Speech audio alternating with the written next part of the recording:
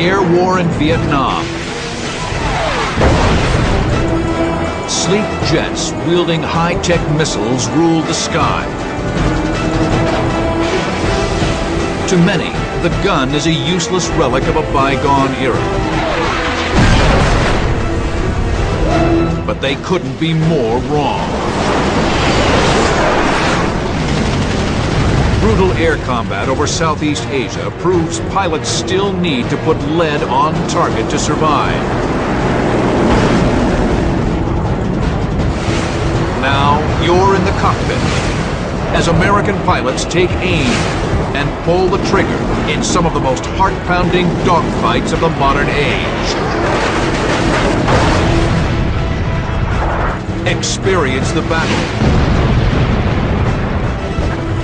Dissect the tactics. The gun kills of Vietnam. Next on Dogfights.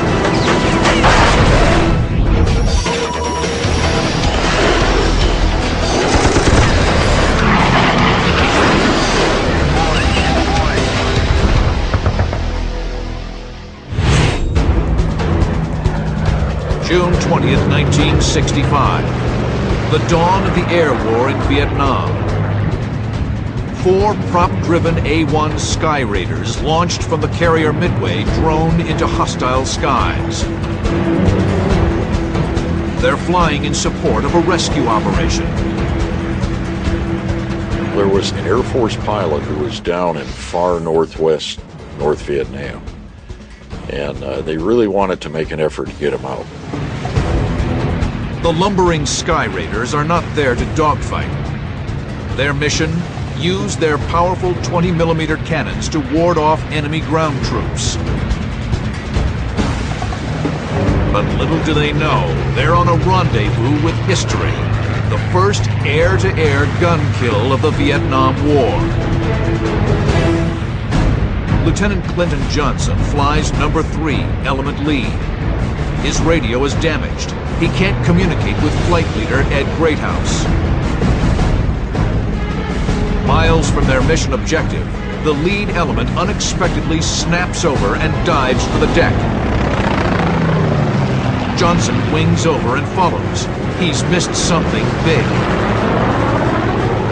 I noticed we're getting steeper and steeper, and we were reversing course, and I thought, well, we're not anywhere near the pilot yet.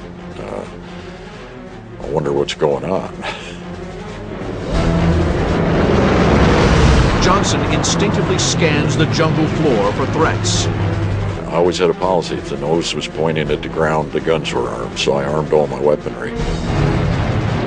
Suddenly, a bright streak of yellow outside his canopy. I saw one go by, and I thought, that looks like a SAM, but it's going up to down, and SAMs go down to up. Then I saw another missile go by, and it hit the ground in front of Ed Greathouse, so we're down pretty low by now.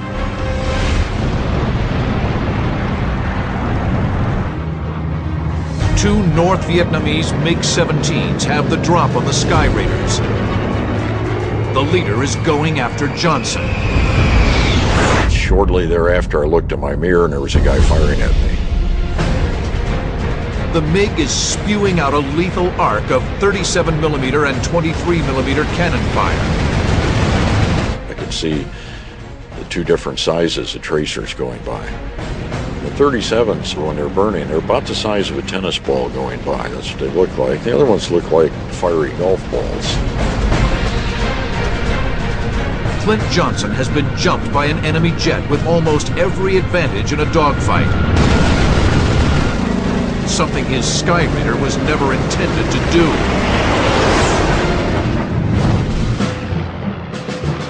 The Douglas A-1 Sky Raider was developed as a dive bomber at the end of World War II. Only its versatility has kept it in service. The Sky Raider's piston engine is far more fuel efficient than a jet. It can stay over target areas for hours at a time, ideal for ground attack and rescue ops. But low and slow means loitering over relentless enemy ground fire. jet guys gave us a lot of grief, being old prop pilots, and that made us more aggressive, I think. We were just a tiny bit wilder. The Sky Raider's chief assets are its guns. It is armed with 4 M3 20mm cannons. Each cannon fires 12 4.5-ounce projectiles every second. A 3-second burst from the 4 guns delivers nearly 150 high-explosive rounds on target. But the Sky Raider's cannons are optimized for its ground attack role. They are not connected to a lead computing gun sight. The Sky Raider is not designed for air-to-air combat, let alone with a premier dogfighter like the Soviet-built MiG-17. The adversary, the MiG-17, was very small, agile, maneuverable, had cannons, 2 different cannons. The MiG-17 is a single-seat fighter, developed in the 1950s, nearly a decade after the Sky Raider.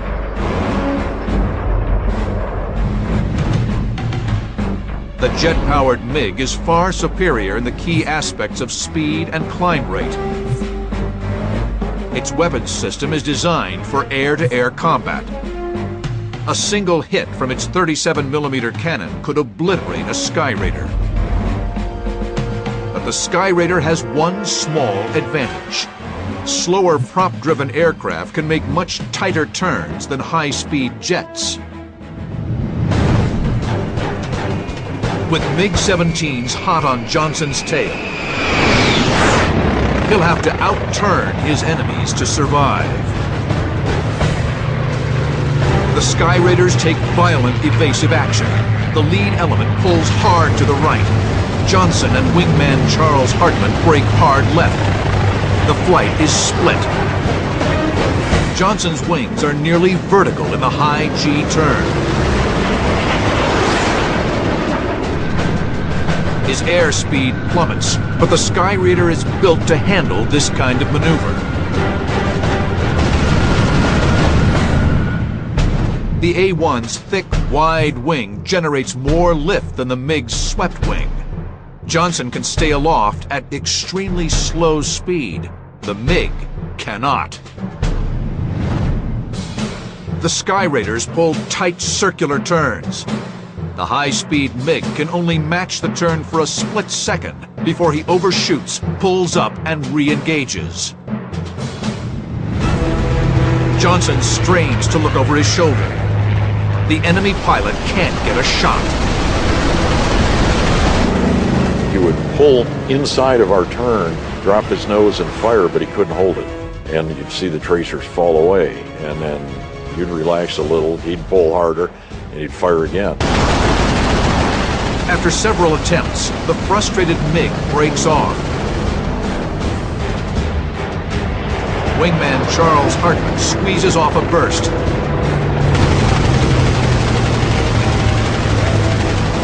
The enemy jet easily pulls away. He roared by us and started to climb and went up to about 10,000 feet and sat up there. Johnson and Hartman frantically scan the horizon for the other Americans. I figured we'd better rejoin with our flight leader. You know, that was Navy doctrine. You never split the flight if you could help it. They hug the treetops and race around a small hill. Johnson spots the lead element. They're in trouble. Johnson and Hartman are here. A MiG-17 is here, positioned to strike the other Sky Raiders. The enemy jet opens fire. Johnson must act fast to save the other Americans. With no air-to-air missiles, he lashes out with the only weapons he has, his cannons.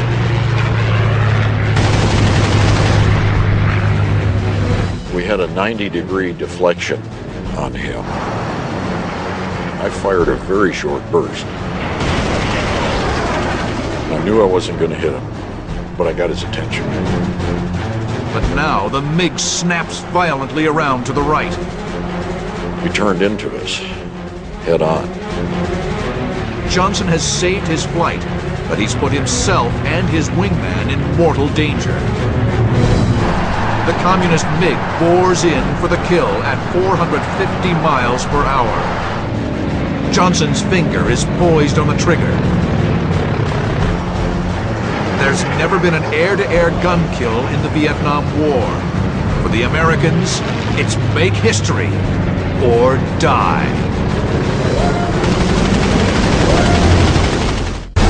June 20th, 1965. A-1 Skyraider pilots Clint Johnson and Charles Hartman are face-to-face with a fire-breathing MiG-17. The MiG is in perfect attack position. Its best move would be to nose up into the vertical, where it can use its speed advantage to make slashing attacks.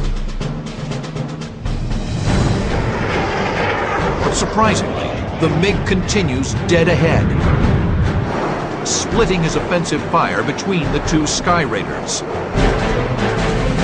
A split-second head-on pass will decide who lives and who dies. On the Skyraider was a real trigger. It pulled like a regular gun trigger on the stick.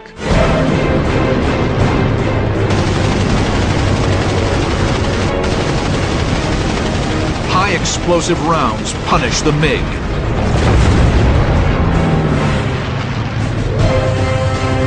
He actually went between Charlie and me. And Charlie was pretty close to me.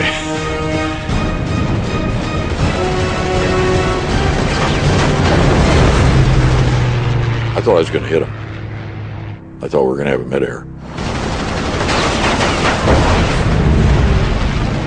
It was close. I felt a thump as I went by him. I had a feeling that maybe the pilot was dead before he hit the ground. No attempt to eject. The Skyraiders have done the impossible. The two outdated piston-driven workhorses have claimed an enemy jet with their guns. The Americans look down at the flaming wreckage in the jungle. Right then, I got my radio back. And Greathouse said, "Are you two idiots still in there?" And he was out by the water by that time almost. And we said, "Yeah, we're still in here." He said, "Well, you got 10 unfriendlies coming your way." Johnson and Hartman make a beeline for the carrier. They will share credit for the historic victory. In an era when long-range air-to-air missiles were supposed to reign supreme, the Skyraider pilots proved that the lowly gun can still make the critical difference in a dogfight.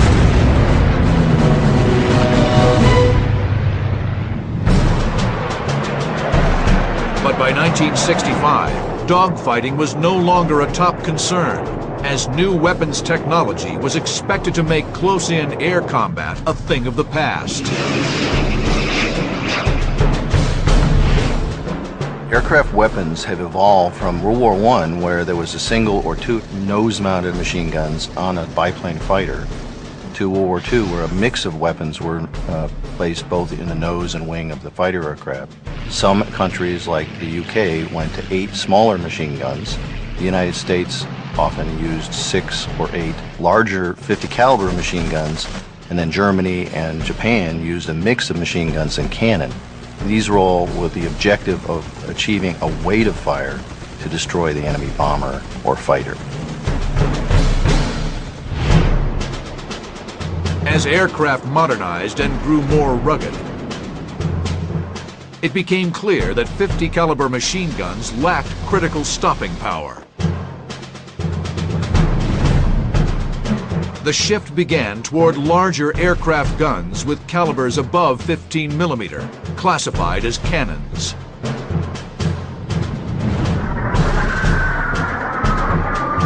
But in the mid-50s, the need for cannons was called into question as newer weapons came online. technology advanced significantly, and many fighters were now carrying missiles and radars. It caused some designers to say, let's leave the gun out of the airplane because of weight and the fact that these new missiles would be able to do the job.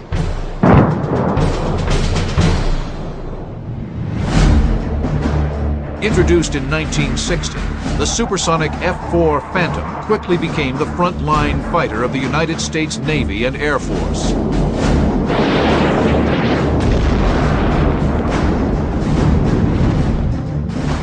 It packed two primary offensive weapons, the long-range radar-guided AIM-7 Sparrow missile and the shorter-range AIM-9 heat-seeking Sidewinder missile, but no gun. But as the air war over North Vietnam went hot, F-4s were quickly dragged into maneuvering fights with less technologically advanced dogfighters like the MiG-17. Their missiles were unreliable at close range. For close-in dogfighting, the F-4 Phantom needed a gun. In terms of air-to-air combat, it would be nice, just like land combat, to be able to have a rifle, a pistol, and a knife, i.e. an AIM-7 Sparrow, an AIM-9 Sidewinder missile, and a gun to use when it's needed in the right condition.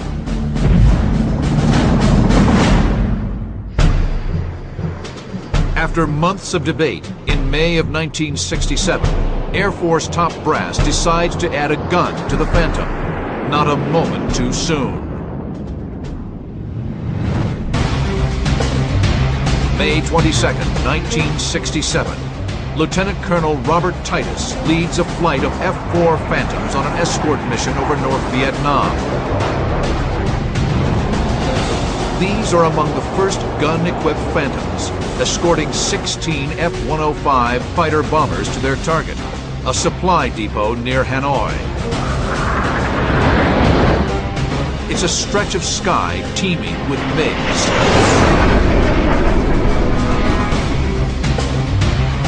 Titus's flight is high and to the right of the thuds. I could look down and see them, and I was far enough out to where I could not have to divert my attention entirely to them, where I could scan the sky visually. The colonel's backseater, the second pilot who mans the radar and radio controls, is First Lieutenant Milan Zimmer. I'm on the radar scope, and I'm trying to pick out any contacts that are out in front of the strike flight, so that we at least have a warning if there's something out there. It appears to be business as usual. But a lethal threat is streaking in behind the Phantoms at over 600 miles per hour. Two gleaming MiG-21s bore in to attack. Titus is here, 1,000 feet above the bombers. Two MiG-21s are here, behind Titus. The MiGs will mount a hit-and-run attack, fire their heat-seeking ATOL missiles, then streak away to avoid a fight. I looked over my shoulder, and here came two MiGs firing missiles. I immediately called a brake, and we turned hard left. The enemy missiles fail to guide and dart past. The MiGs firewall the throttle and zoom climb. Titus banks right and kicks in full afterburner. I felt bloodlust. I'm after them. I mean, now they're the target. Turnabout's fair play. The MiGs claw for altitude. The Phantom's twin engines roar. The chase is on. May 22nd, 1967. F-4 pilots Lieutenant Colonel Robert Titus and Lieutenant Milan Zimmer are hot on the tail of a pair of MiG-21s. The aircraft are climbing at an incredible rate, 80 stories every second. Titus's twin engines pump out double the thrust of the enemy jet. He's closing fast. Though his F-4 is equipped with a gun, the weapon is not his first priority. My focus is closing on this MiG, getting in position to fire a missile. In the back seat of the F-4, Zimmer works the radar controls furiously, trying to get a radar lock for a Sparrow missile shot. In the front seat, Titus waits to get good tone for the heat-seeking Sidewinder. Bob gets a good growl on the AIM-9 missile. It's, I mean, a real loud growl. Fires the missile. As the Sidewinder slides off the rail, the MiG streaks into the clouds. And the missile tracks right into the same hole that the MiG went into. And it went right up his tailpipe and he exploded. I didn't see the explosion, but as we went through the thin cirrus deck, there was debris and smoke and stuff in the air.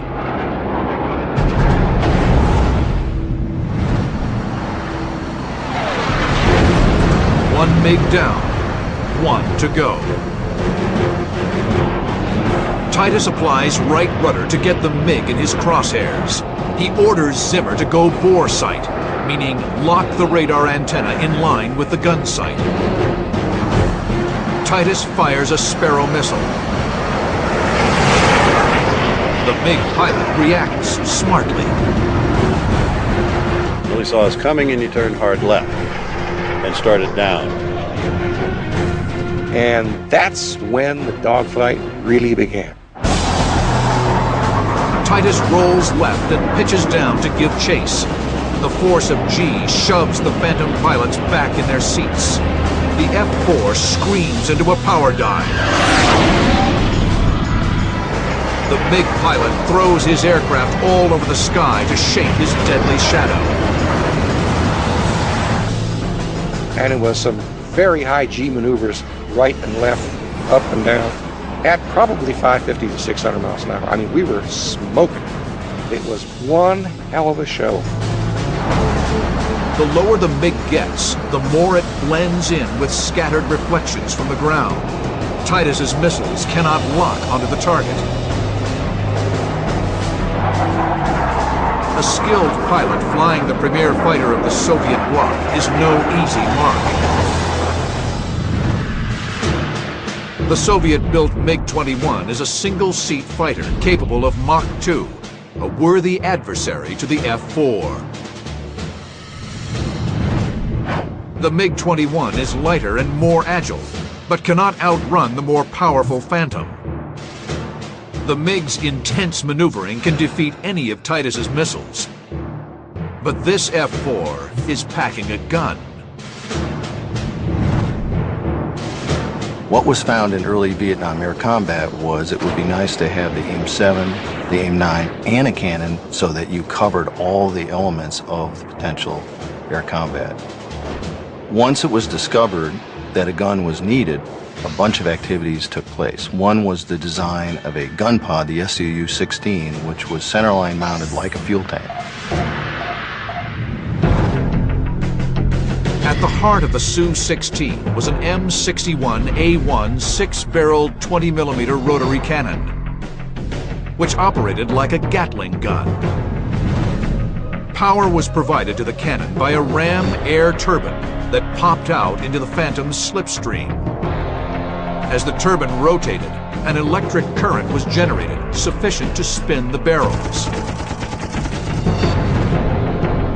The cannon was capable of an astonishing rate of fire, over 6,000 rounds per minute.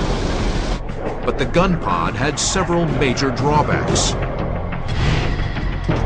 The problem was that the centerline fuel tank was taken off to make room for the gun pod, so the aircraft went out and had 600 gallons less fuel. In addition, it was not optimized, the gun pod, to the gun sight. So really it was kind of a spray and hope philosophy rather than an accurate system. Regardless of its limitations, Phantom pilots now had a weapon to fall back on when their missiles failed.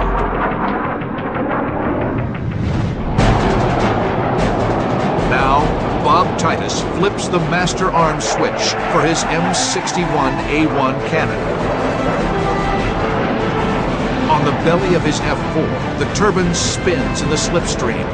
Titus's gun is primed and ready. His gun sight is worthless. He'll need a hunter's instinct to take the MiG down. Every time I tried to get lead on him, he'd reverse, thereby spoiling my aim. The closer Titus and Zimmer get to the ground, the more immediate the danger. Flak was all around us. I mean, it was everywhere. We had gray flak, black flak, it was all over the place. Two surface-to-air missiles streak up towards the F4. I look out the canopy and here's this big telephone pole coming up.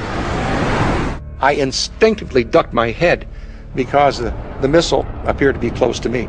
I don't think Titus saw it. I'm not sure if he did or not. I was too focused on the MiG to be concerned with that. My job was to get the MiG.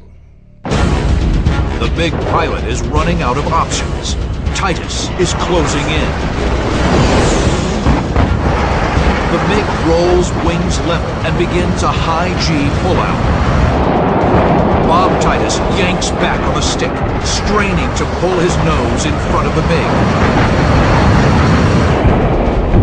He must compensate for the increased deflection of an externally mounted gun. I didn't know how much lead to put on him, so I just put the pipper at his 12 o'clock position, pulled the trigger, and ran a buzzsaw through him. Bullets rip through the length of the MiG-21. M61 Gatling gun fires 6,000 rounds per minute. So pull the trigger, it goes boom. That's about 50 rounds of 20 millimeter high explosive incendiary and armor piercing incendiary. Titus pitches up to keep from overshooting. Went high right and pulled G's and came back around on him again. Put the pipper on him, tried to do it again, and the gun had jammed. But the Americans have already done enough damage. Looking, and the MiG is floating like this. We got him, he's going in. The pilot didn't get out.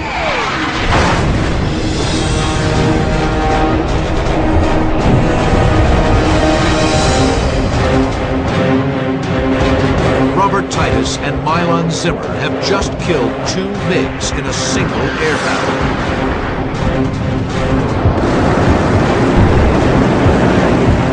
The second victory, the gun kill, validates the recent argument that F-4s should carry a cannon, in addition to their air-to-air missiles.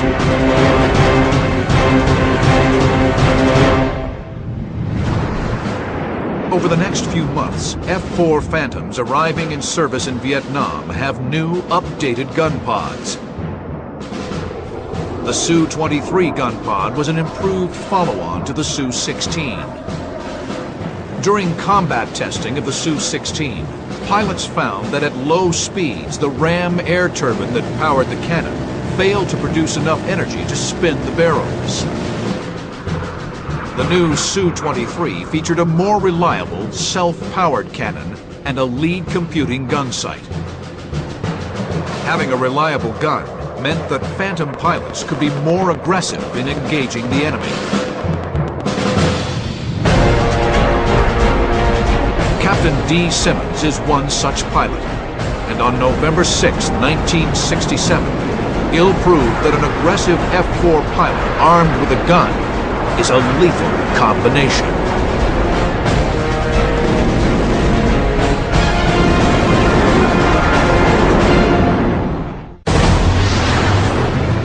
November 6, 1967.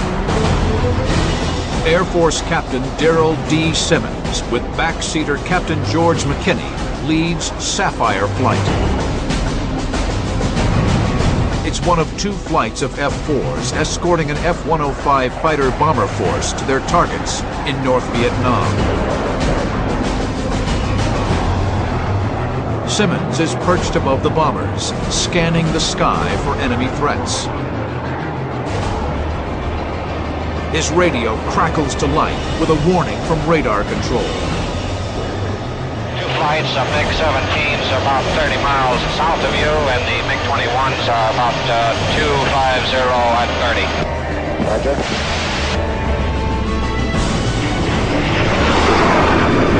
The MiG-21s pose the greater threat. The captain gives the order to drop tanks, then brakes his flight hard left to head them off.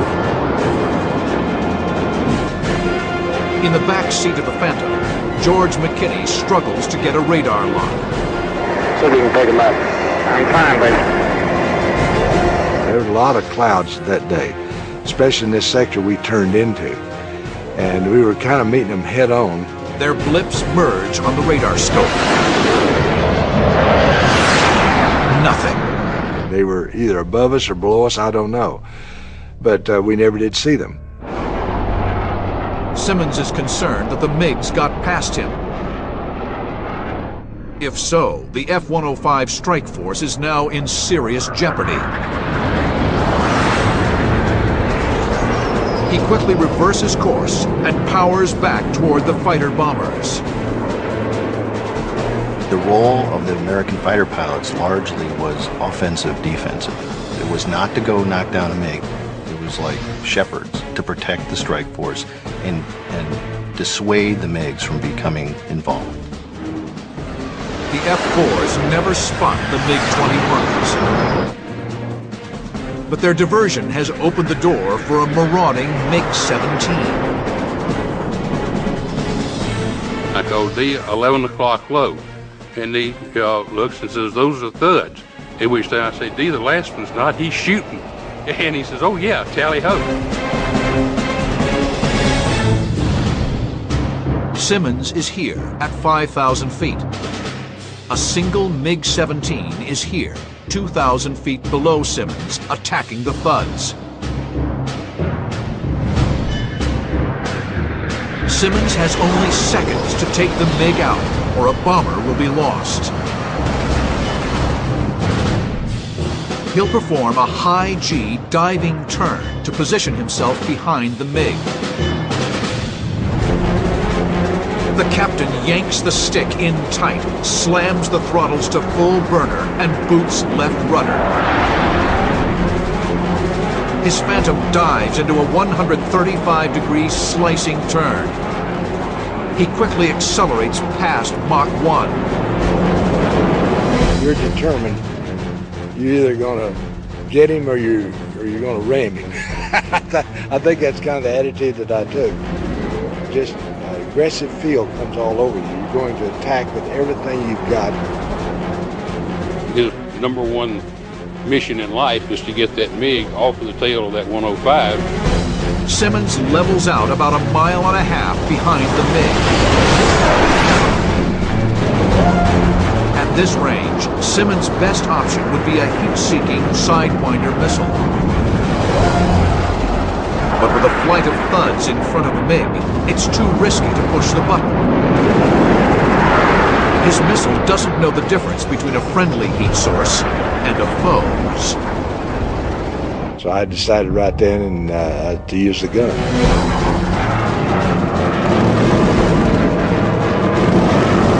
We fired just a little bit out of range and put some tracers across there to break him off.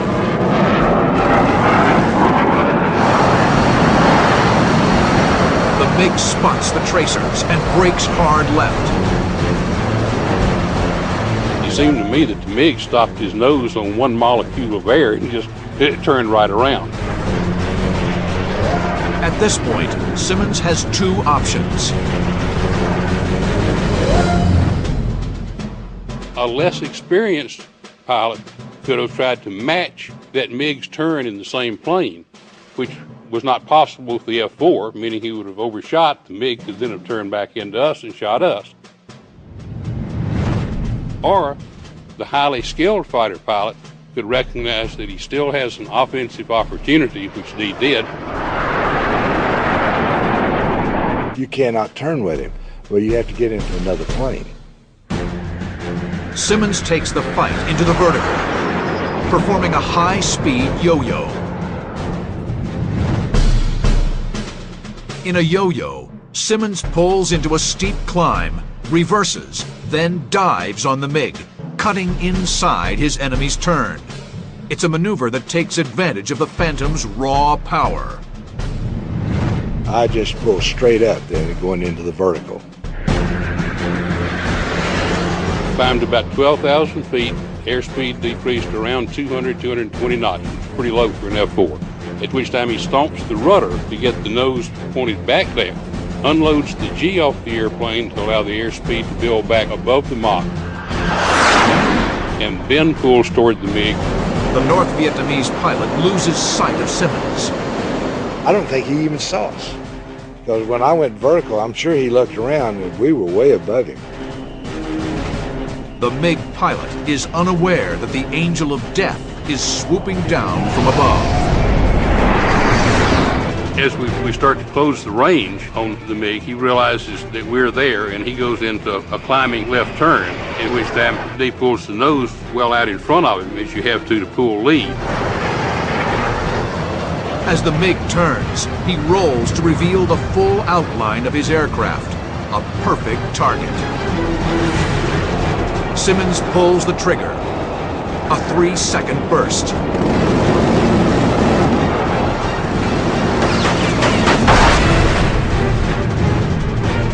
Nearly 60 pounds of high explosive incendiary ammunition devastate the rear half of the MiG-17. Then I was able to look down and see the pieces coming off the airplane, the smoke coming out of the airplane.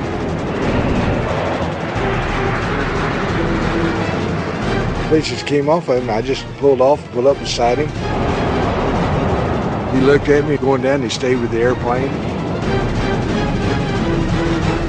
And then he ejected just before he hit the trees. And his chute streamered as he disappeared into the trees.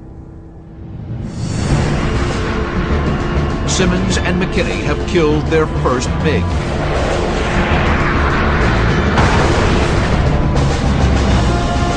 More importantly, the F-105 strike force hits its target objective and returns home safely. The mission is a complete success.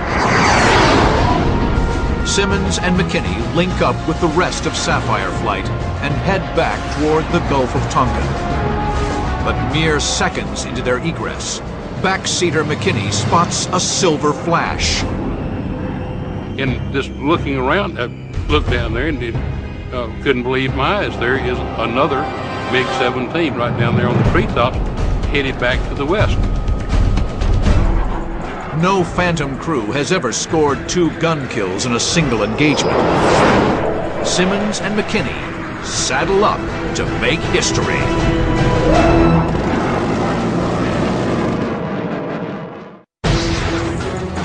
November 6th, 1967.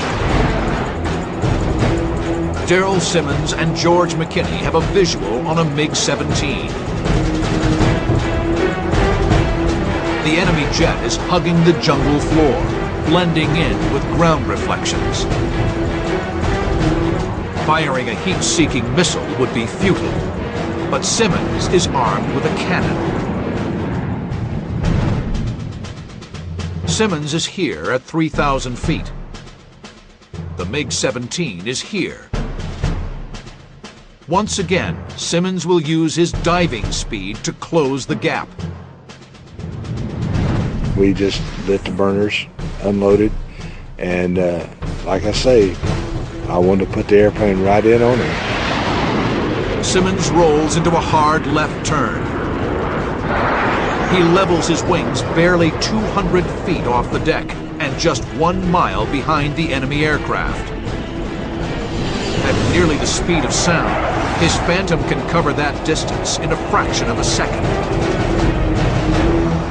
The MiG hugs the ground, rocketing toward a low hill in the distance.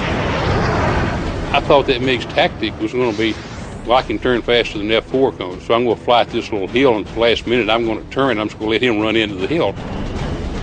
Simmons has a 200-mile-per-hour overtake speed. He's low to the ground and too close for missiles. Once again, he'll have to depend on his gun to make the kill. He's closing on this guy with what we call the speed of heat. I could actually look around the front seat and see a red star on each of the MiG's wings. I mean, so we're pretty doggone close, and it was time to shoot. I was ready, and I pulled in there as quickly as I could and fired. Simmons' cockpit recorder captures the excitement. Okay, Dan, ready for fighting, man. Okay, get over. We got it! You're close, South. He's fighting out! He's out! He's going down in flames! We got it right there! Okay, South, let's get out of here. Dan, what are you?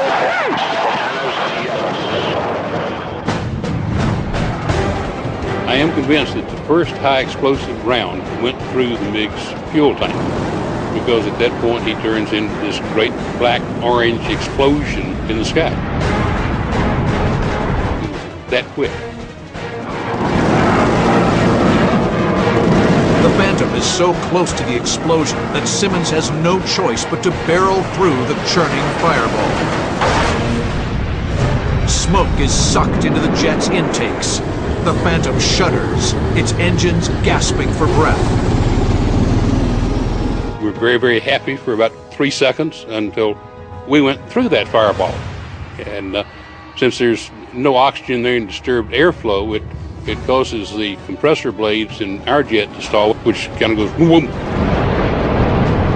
Right then, we just thought we had a one-way ticket to the Hanoi Hilton, because we were deep in there. We weren't that far out of Hanoi. Their fear is short-lived. The Phantom's compressor blades kick in, and its twin J-79 engines return to full power. Simmons decides it's time to get out of Dodge. Captains Simmons and McKinney make it safely back to base at Ubon, Thailand, having scored the only double-gun kill by a Phantom crew in the entire war. Hey, how'd you do? 2, baby. Beautiful.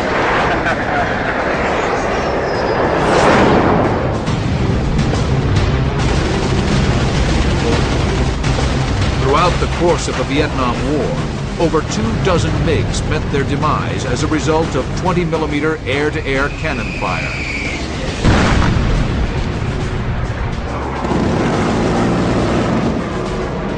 In many of those instances, if the American pilot had not had a gun at his disposal, the MiG would have survived to fight another day.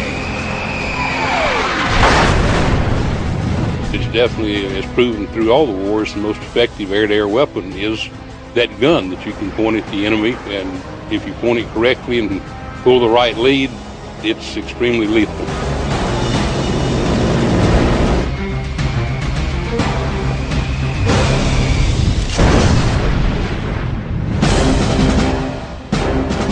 Improved reliability and guidance systems have cemented the missile as the primary weapon of modern air superiority fighters, like the F-15 Eagle and the F-22 Raptor.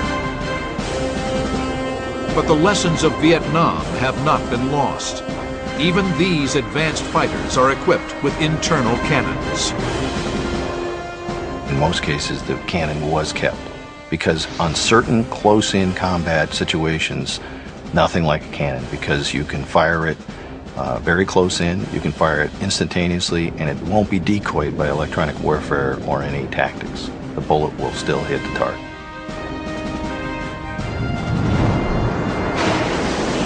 Technology, no matter how advanced, is prone to fail.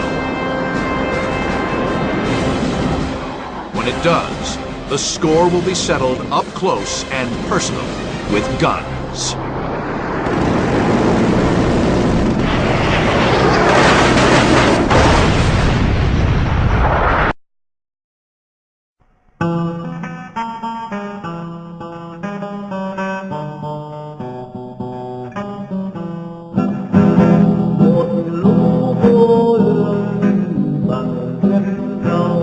Hãy subscribe cho kênh Ghiền Mì Gõ để không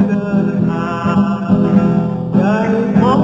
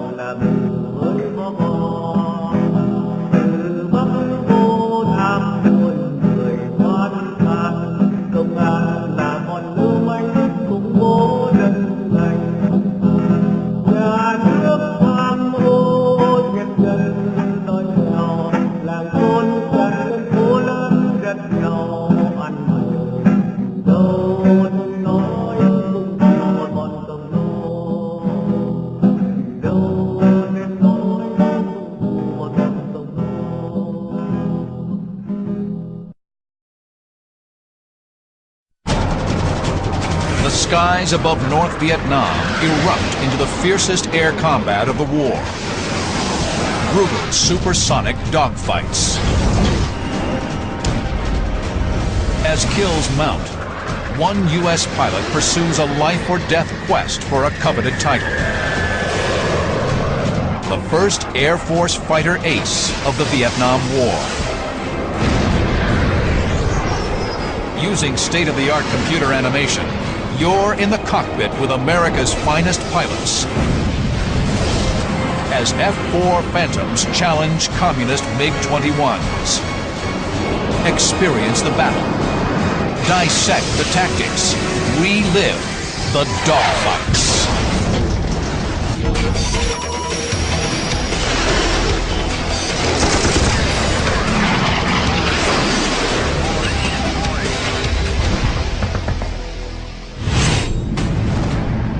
April 16, 1972. American combat forces have been committed to the fight in Vietnam for 8 years.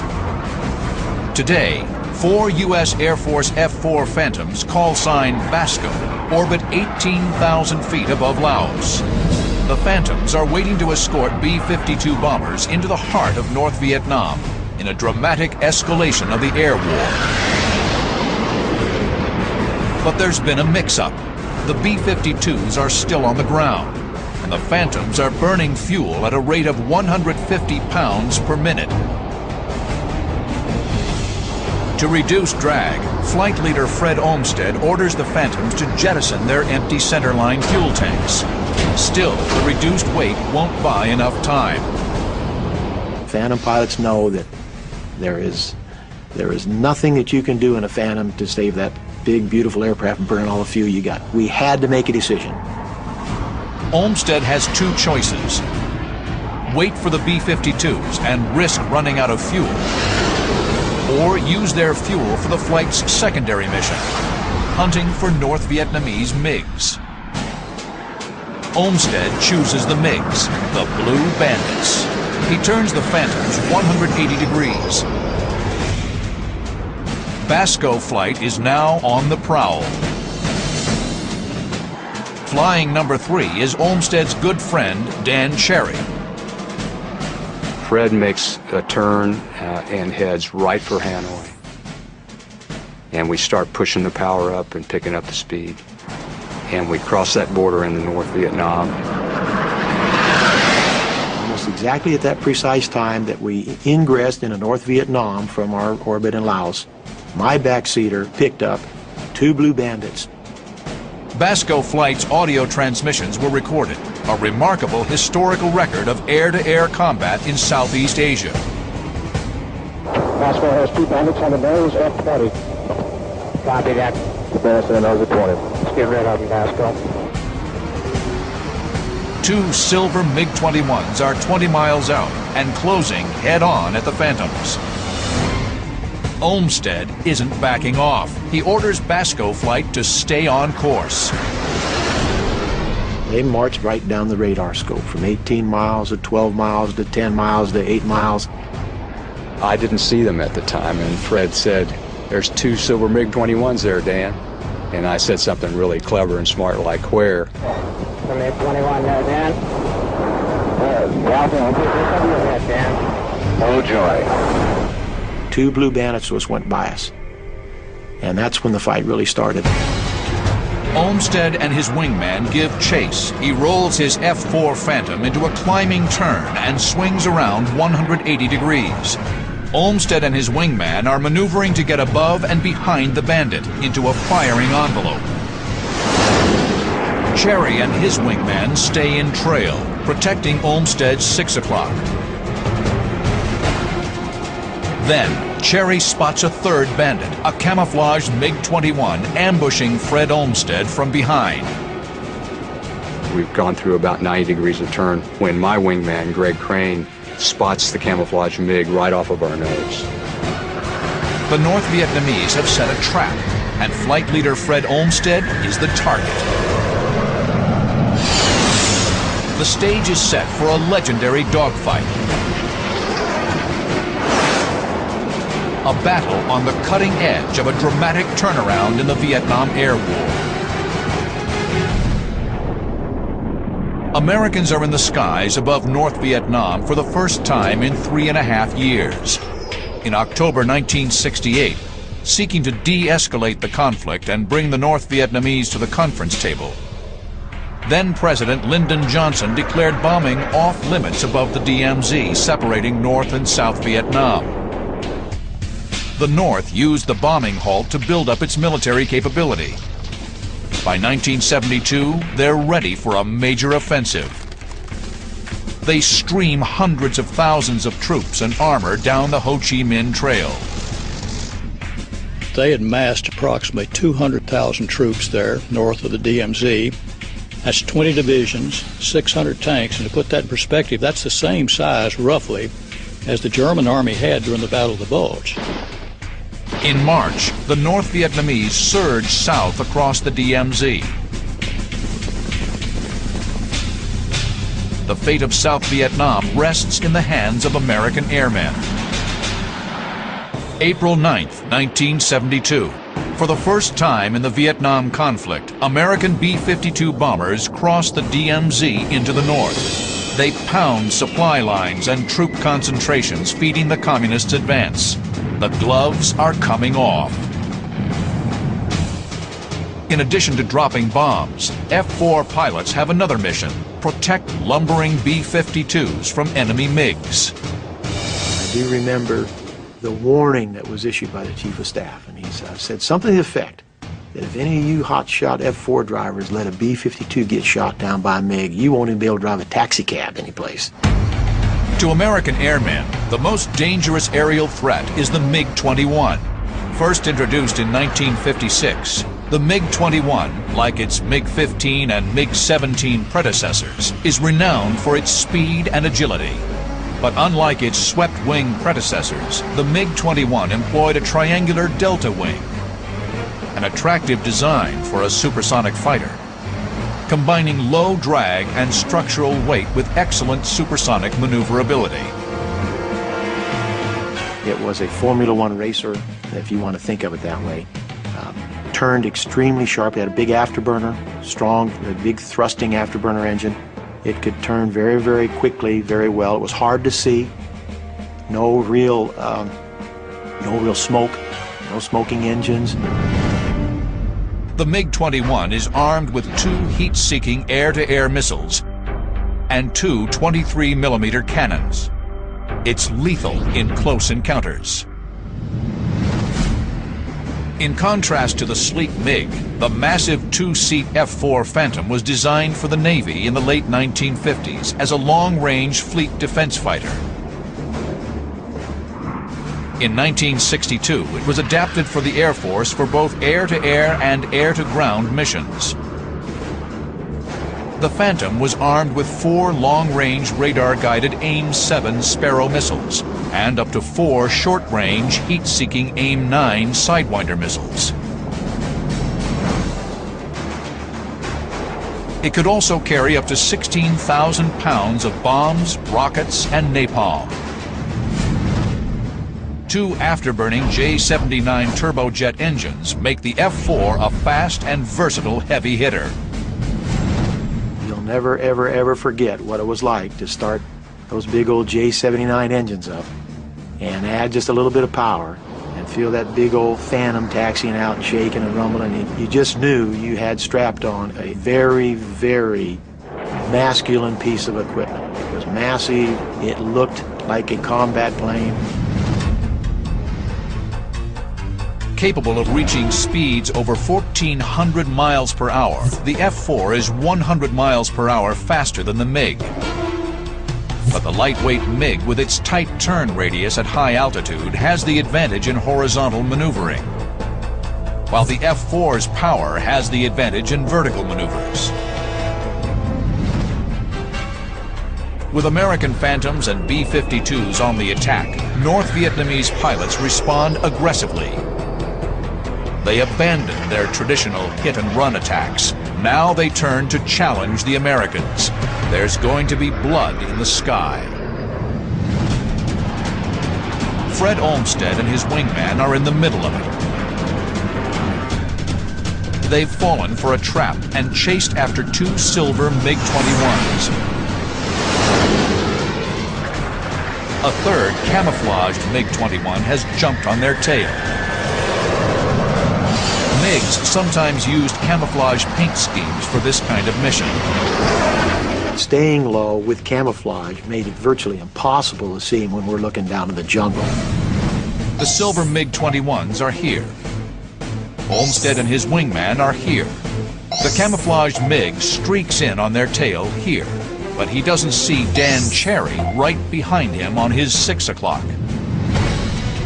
Cherry and his wingman streak forward and engage the MiG. I rolled out, saw him, and just headed right for him. And he broke left and went right into a cloud bank. 140 in the cloud, Dan. On our nose, Dan. Reverse back to left. Okay, went in that cloud. Going into a cloud in North Vietnam is a scary proposition. I'm thinking, man, I don't want to go in that cloud, but I was not going to lose this opportunity either. For American airmen in the hostile skies of Southeast Asia, an innocent-looking cloud can be a death trap. Vietnamese radar operators can track the F-4s through the clouds to launch surface-to-air missiles against them. The F-4s can electronically detect a SAM launch, but can't visually avoid the missile. There's also the danger of mid-air collision. Cherry and his wingman know the risks involved. The American airmen are enveloped in a gray, foreboding mist, but the F-4s press the attack. April 16, 1972.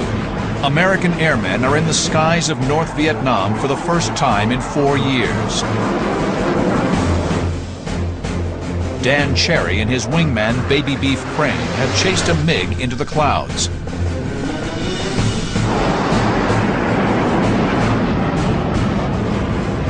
Visibility is 0, a fighter pilot's worst enemy.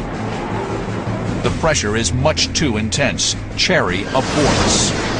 I couldn't stand it any longer, and I said, I'm not staying in this cloud any longer, MiG or no MiG. So I'd look all around, and my wingman confirmed his position.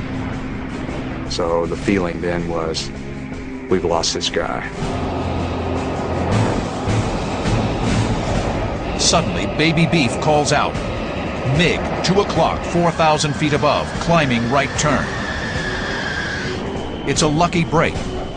The MiG bursts through the cloud bank right in front of him. We're right behind him now. We're right behind him. We're right behind him. Cherry peers skyward. The MiG has lost speed in his climb.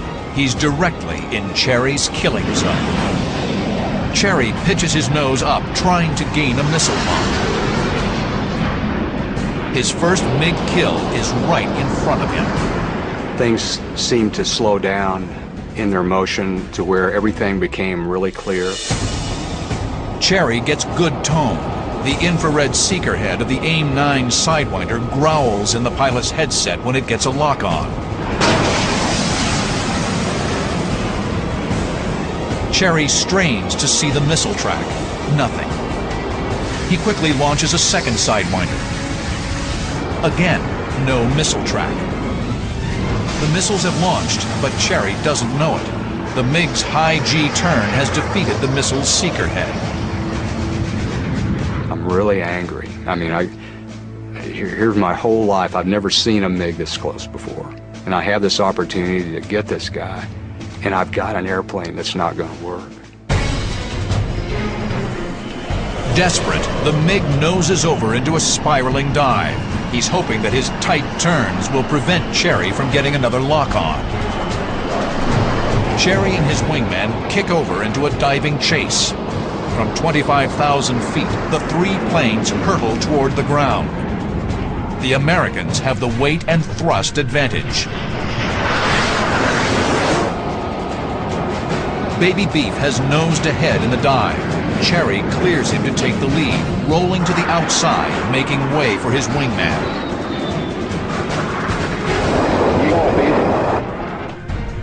Beef can't use a heat-seeking Sidewinder. The MiG's turning too tight. He knows it can't lock in a high G turn. He fires a radar-guided Sparrow. Something's wrong. It drops like lead. Then he fires another one, and it does ignite, but it goes into a huge corkscrew out to the right. Then the third missile he fired, and it was tracking really well. And I thought, man, this is really looking good. Beef's third missile streaks through the sky. Another radar-guided Sparrow. The Sparrow tracks steadily on the descending MiG. The MiG brakes hard right.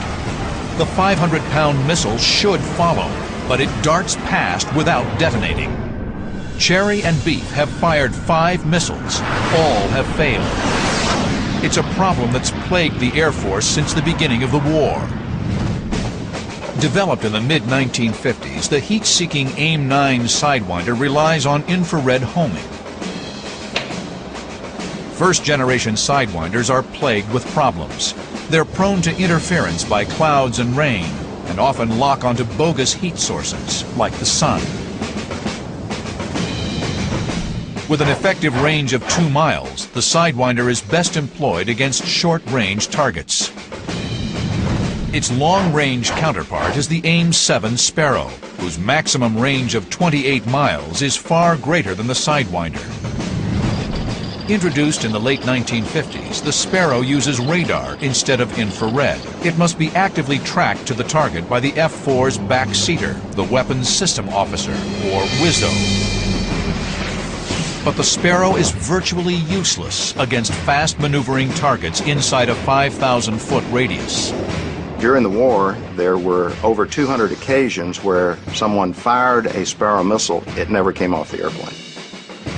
Of the ones that did come off the airplane, the kill rate was 0.11. In other words, 11 out of 100 were victorious. The Phantom Air crews have another problem. Air Force fighter pilots, as opposed to their Navy counterparts, received little or no training on how to maneuver against small, fast adversaries like the MiG. What did I learn in my training about MiG pilots? It's a very simple answer. I learned virtually nothing. The experience we received in training was not against any dissimilar type aircraft. We only saw other fellow Phantoms. with the same flying characteristics that we had. The most effective air-to-air training we had was done illegally. And we would go out and fly our bombing mission or our radar low-level navigation mission and save some fuel at the end and then fight with each other. So whatever skills we had when we went in there were developed by hook or crook. Thrust into his first dogfight against an actual MiG-21, Dan Cherry is on a steep learning curve. He races through his options. 2 of his missiles have failed. But he's determined to kill the MiG. This is going to sound weird, but I'm thinking I'm going to ram this guy. That's the aggressive feeling that I had at the time, was that I was not going to let this guy get away. The MiG has lost airspeed in the turn. Cherry and Beef pitch up and roll vertical to keep from overshooting. As they descend once again on the MiG, Cherry calls for the lead. I got him wide.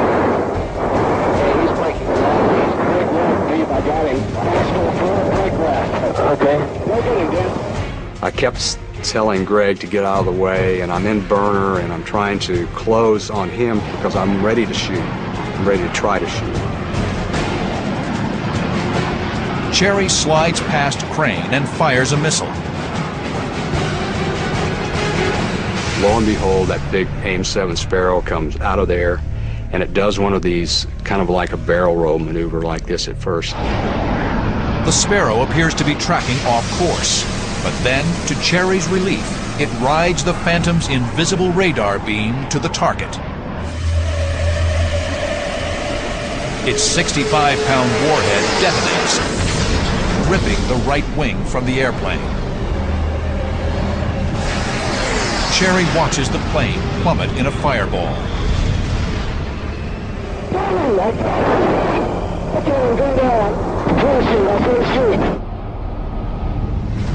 From the flames, the MiG pilot miraculously appears underneath his parachute. Cherry roars past his vanquished opponent. I made a little jink with the airplane to miss the MiG pilot and his parachute. We went up by him, well within 500 feet of him. And I remember clearly his legs sticking out straight like this and the black flying suit he was wearing, the black flying suit on. Dan Cherry has killed his first MiG. Roger, understand you got a kill on Roger.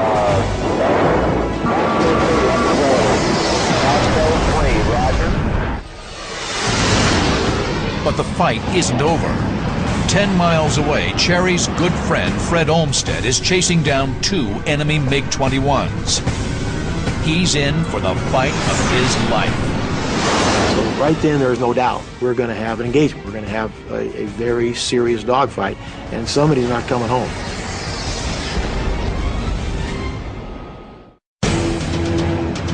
April 16, 1972. F-4 Phantoms are dueling communist MiGs in the most intense dogfights of the air war. Fred Olmsted is on the tail of 2 MiG-21s. The enemies streamline their fighters for battle. I then remember distinctly seeing silver objects coming down in front of me, and they'd pickle their centerline tanks. Then, unexpectedly, the lead MiG rolls inverted, diving earthward. And he was gone. He was out of the fight. That meant it was my airplane and my wingman against their wingman. Olmsted and his wingman are here. The MiG leader has just bugged out, leaving his wingman to fend for himself. Olmsted bores in for the kill. The lone MiG jinks down and into a left turn. A classic MiG ploy. He wants to lure Olmsted into a horizontal fight where the more maneuverable MiG can outturn the Phantom. Once I saw that turn, I was confronted with a choice here, whether or not to try and turn with him and get the gun sight on him, or try and accomplish what I had learned in the past. And I said, I'm going to fight this guy in the vertical. I'm not going to get out there and try and turn with this man. Olmsted pitches vertically, then rolls over into a dive. The move allows him to stay behind the MiG while keeping his airspeed up. He'll avoid a turning fight where his heavy Phantom will dissipate crucial airspeed or energy at a far greater rate than the lightweight MiG. It's an effective maneuver called lagging. I found that I could accelerate coming down because gravity was working for me, pull inside and use my increased energy to close the distance that way. Olmsted and his wingman repeat the maneuver several times. The horizon tumbles as the planes jockey for position.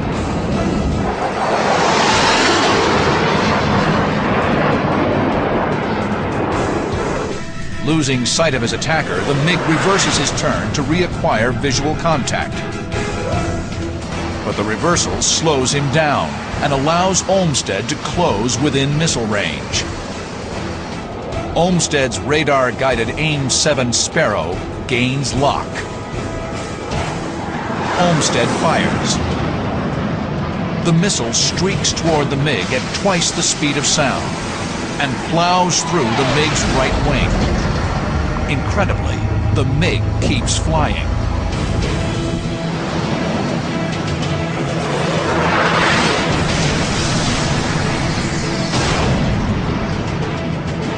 I don't know whether the missile only partially detonated or perhaps it was just the impact that absolutely sawed that wing off, but that's what I had. I had a MiG with about a half of a right wing and a spiraling left-hand turn at that time.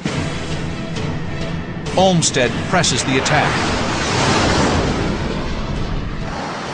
He fires a second missile. It doesn't track.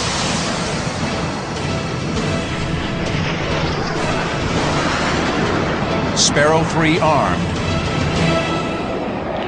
Missile away. It hit him right in the top of the canopy. Went right through the canopy, and then I got a pure absolute explosion because the airplane just exploded. It looked like two miniature nuclear fireballs, actually, and it just spiraled right down in front of us. Red ground, Basco 01.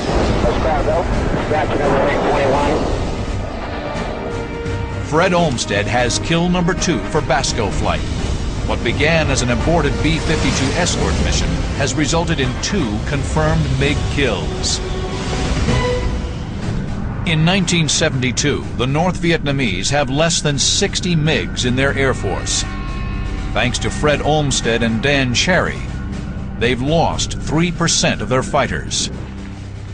On the ground, the determined North Vietnamese continue their offensive. In May 1972, the bombing campaign intensifies dramatically. B-52 sorties are doubled, from 1,500 in March to over 3,000 in May. F-4s are employed for bombing strikes and strafing runs against North Vietnamese infrastructure and troop positions. The massive new aerial offensive is called Operation Linebacker.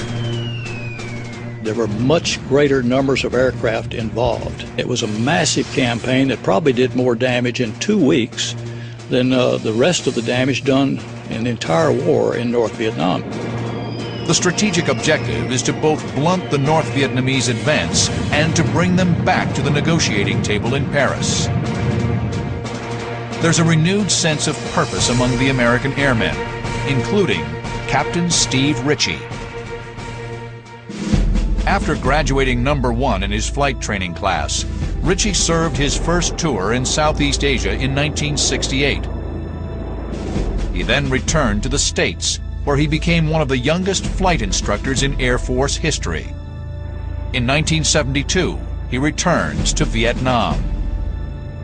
I don't think any of us felt like we could sit here and live this good life here in America while our friends and our colleagues were back in Vietnam. Steve Ritchie racks up his first 2 MiG kills in the opening weeks of Operation Linebacker, one on May 10th. another on May 31st. Ritchie is proving himself a skilled dogfighter. As linebacker rolls on through June, Ritchie flies in support of dozens of strike missions.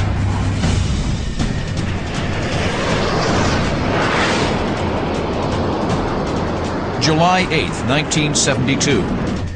On routine combat air patrol, Ritchie will tangle with a flight of lethal MiG-21s and plunge into one of the most astounding dogfights of the Vietnam War.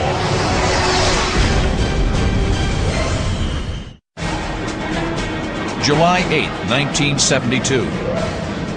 Pilot Steve Ritchie leads a flight of 4 F-4 Phantoms, call sign Paula, on combat air patrol over North Vietnam. As part of Operation Linebacker, the war's biggest bombing campaign, their mission is to protect B-52s from MiGs. On this mission, the Americans are able to tap into the enemy's command and control network, an intelligence coup that's driving the success of Linebacker. They could hear the controller that was talking to the pilot, they could hear what the pilot was saying, and so you knew where they were, what they're looking at, and where they're coming from. Steve Ritchie and Paula Flight are heading towards Hanoi. Suddenly, combat control crackles in his helmet. MiGs are in the air, somewhere below. Ritchie drops down to search for the enemy. He can't find them. They could be anywhere. Then another warning comes over the radio. I got a call indicating that they had us in sight and they were cleared to fire. And that information at best was about 40 to 60 seconds old. And we had no visual. So that gets your attention. If he stays straight and level, he's a sitting duck. Ritchie takes evasive action by making a hard right turn. The radio calls out another warning. This one is ominous. 2 MiGs, 2 miles to the north. The MiGs are on Ritchie's 6, the killing zone, but he still can't see them. Ritchie's best choice is to turn directly into his attacker and try to get a visual. He banks left, stays in the turn, and swings 180 degrees head-on against the unseen enemy. His head swivels in the cockpit, scanning the sky. Visible for a fraction of a second, a MiG-21 flashes by at 600 miles per hour. We passed canopy to canopy about 1,000 feet from each other, doing about 600 miles an hour each, closing at about 1,200 miles an hour. Just subsonic. I could actually see the pilot in the cockpit. The pilots of the North Vietnamese Air Force were trained by the Russians and Chinese. Their skill level varied widely. Throughout the war, it was strongly suspected that volunteers from North Korea, China, and the Soviet Union were in the cockpits of some communist planes. Ritchie knows there's another MiG in the air. They've split up, setting a trap for him. The first MiG has streaked past Ritchie. If he turns to follow, the second MiG will be on his 6, but Ritchie doesn't bite. He drops altitude and waits for the second MiG to show his hand. And he does. Now Ritchie makes his move. He pulls into a hard left turn. 6.5 Gs plaster him into his seat. He strains to keep an eye on the second MiG. The MiG banks right, an unorthodox move. I was very surprised about halfway through this turn, after losing sight during the turn, to see the number 2 MiG in a right turn level and high. Most of us who fly fighter airplanes prefer to turn left and right. We prefer a left traffic pattern to a right traffic pattern. It's more comfortable to do this than it is this. The two planes are now angling towards each other in what pilots refer to as the high crossing position.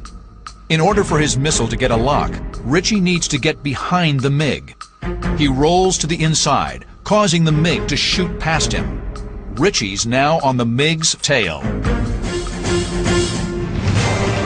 It's a brilliant move. Ritchie pulls hard right out of the roll and gets a radar lock. It then takes 4 seconds for the radar to feed the information to the missile. 1001, 1002, 1003, 1004, which is a long time. Squeeze the trigger. Nothing happened. It's another 1.5 seconds until the missile comes off the rail. Ritchie commits a second missile. Pilots often ripple-fired the Sparrow because of its failure rate. First missile went through the center of the fuselage of the MiG. Second missile went through the fireball. The explosion sends a wall of debris hurtling through the air. Ritchie's headed right for it. He rolls up to steer clear. It's too late. Debris punches into his left wing, gouging the skin. Ritchie clutches the stick. The big Phantom shrugs off the insult. Ritchie firewalls the throttle. The fight's still on. His number 4, Tommy Fiesel, is in trouble. He's got a MiG on his 6 o'clock. Ritchie is here. Tommy Fiesel is here. He's in a tight circling turn with a MiG-21 on his tail. The MiG's tight turning radius will eventually put him in a position to shoot down Paula 4. Ritchie sizes up the situation. He's going fast. If he engages too soon, he'll overshoot. The best time to get on the MiG's tail is when it's moving away from him, and he can match its turn. Ritchie's number 4 and the MiG-21 pass in front. It's time. Ritchie pounces. The MiG-21 is now predator and prey. The MiG pilot sees Ritchie. He aborts the chase, brakes hard and down. Put the MiG in the gun sight, auto lock with the trigger on the left throttle. Immediate lock on, 1001, 1002, 1003, 1004. Squeeze the trigger. The 12-foot-long Sparrow blazes off the Phantom. At 1,200 miles an hour, the Sparrow rocks to the right, and then, like a spear, it buries itself deep in the MiG's belly.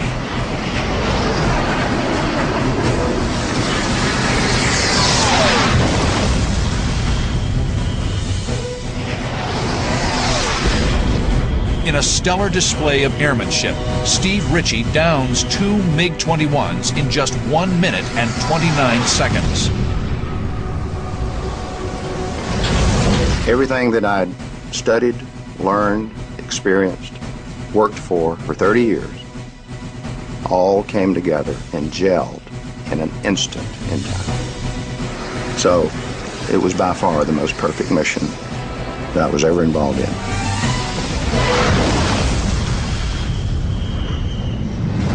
Paula flight rejoins and heads for home. Udorn, Thailand. When they arrive, the celebration begins. I actually flew a couple of victory rolls over the field, which is kind of traditional. And we had a party at the club that night you would have enjoyed. Steve Ritchie is on the cusp of greatness. He has tied renowned veteran pilot Robin Olds with 4 MiGs to his credit. Ritchie needs just 1 more kill to join the coveted ranks of American fighter aces. But the quest could cost him his life. Steve Ritchie's double MiG kill on July 8, 1972 is hailed as one of the war's great dogfights. Now he needs just 1 more victory to become the Air Force's first and only ace pilot of the Vietnam War. There was a whole lot of attention because the Navy had an ace, Air Force didn't have an ace. There was a lot of pressure. August 28, 1972. Steve Ritchie leads a flight of 4 F-4 Phantoms, call sign Buick. Their combat air patrol mission is winding down when he gets word of MiGs in the air. I was northwest of Hanoi, beginning to get low on fuel, Turns out MiGs were southwest of Hanoi and were being vectored back to Hanoi. As flight lead, Ritchie's Phantom is equipped with a little black box that makes a big difference in air-to-air combat against MiGs. The APX-81, officially known as the Combat Tree, or just Tree to airmen. Tree is an IFF, Identification Friend or Foe transponder system. All military aircraft carry transponders that send and receive identification information to air traffic control and friendly planes. But Tree is unique. It can read the enemy's transponder. Tree-equipped Phantoms can tell if a blip on their radar is a MiG and shoot them out of the sky from miles away. We got the Tree contact way out. 2 MiG-21s coming back, non-maneuvering. They're about 5,000, maybe 8,000 feet above us. Started this climbing turn into the direction of them on the radar. Ritchie has used technology to get in position, but he must get a visual before he can fire. Under those circumstances, the cardinal rule is to never fire if there's any chance there could be a friendly in the forward firing sector. The aircraft hurtle in, their closing speed a blistering 1,500 miles per hour.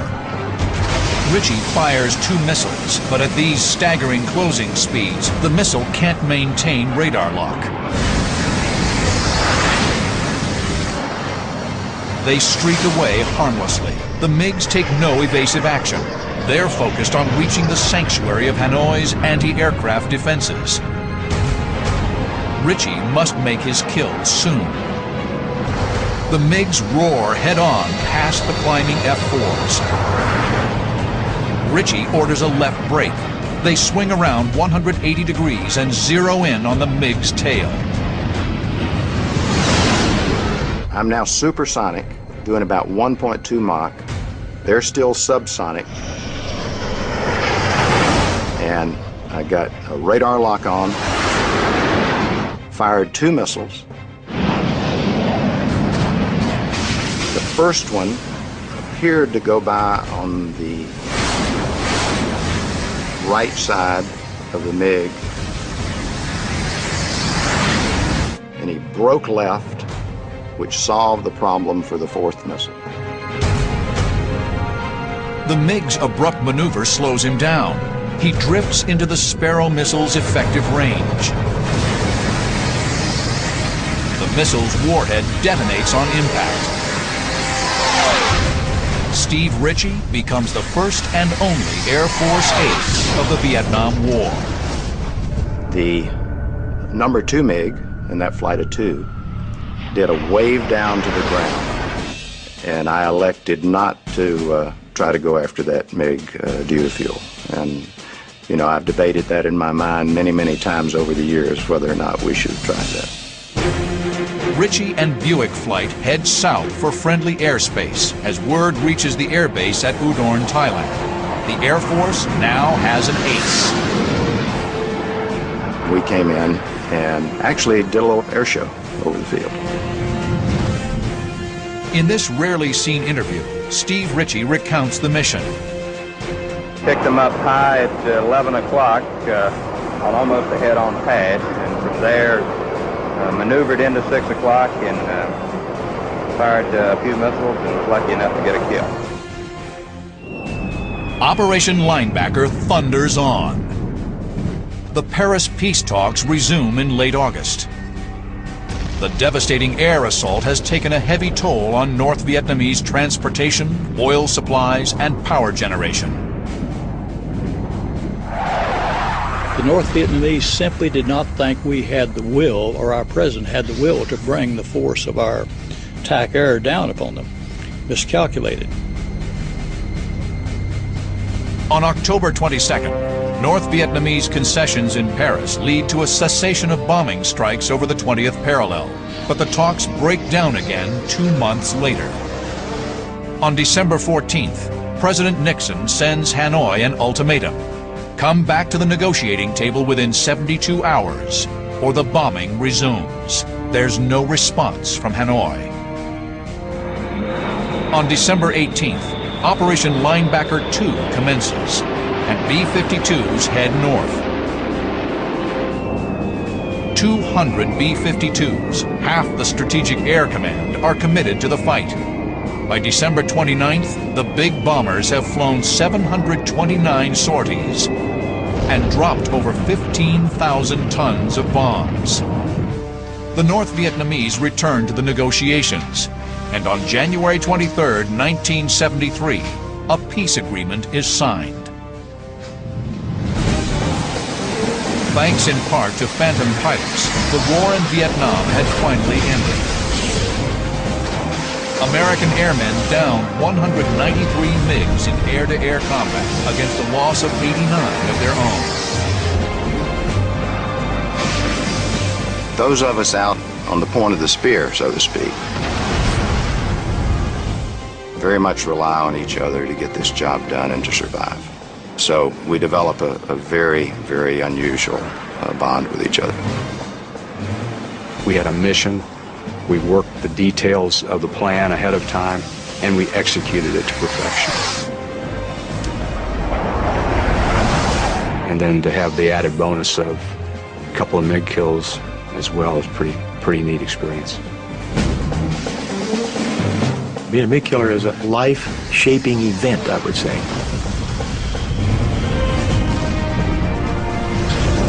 You feel honored to be part of a very, very elite group of fighter pilots, going back to World War I, World War II, Korea, you name it.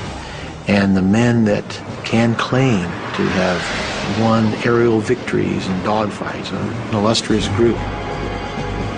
So it is an honor and a privilege to be part of that group.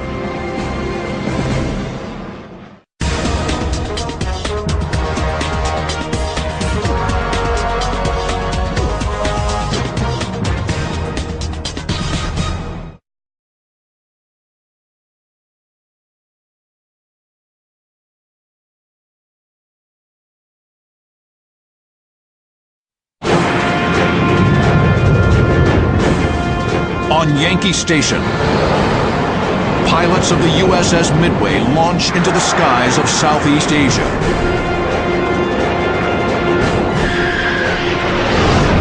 Over Vietnam, they face a fiery crucible of unrelenting combat.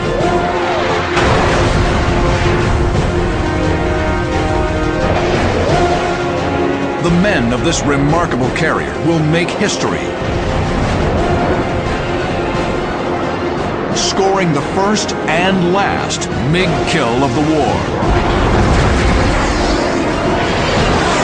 Now, using state-of-the-art computer animation, you're in the cockpit as pilots of the Midway go head-to-head against skilled and determined foes. Experience the battle. Dissect the tactics. Relive the dogfights with the MiG killers of Midway.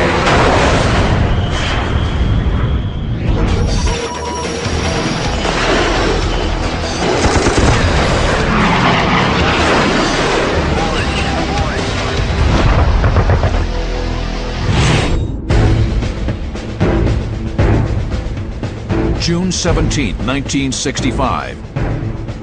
The early days of the Vietnam War. Strike aircraft launched from the deck of the USS Midway on Yankee Station, 100 miles from the North Vietnamese coast.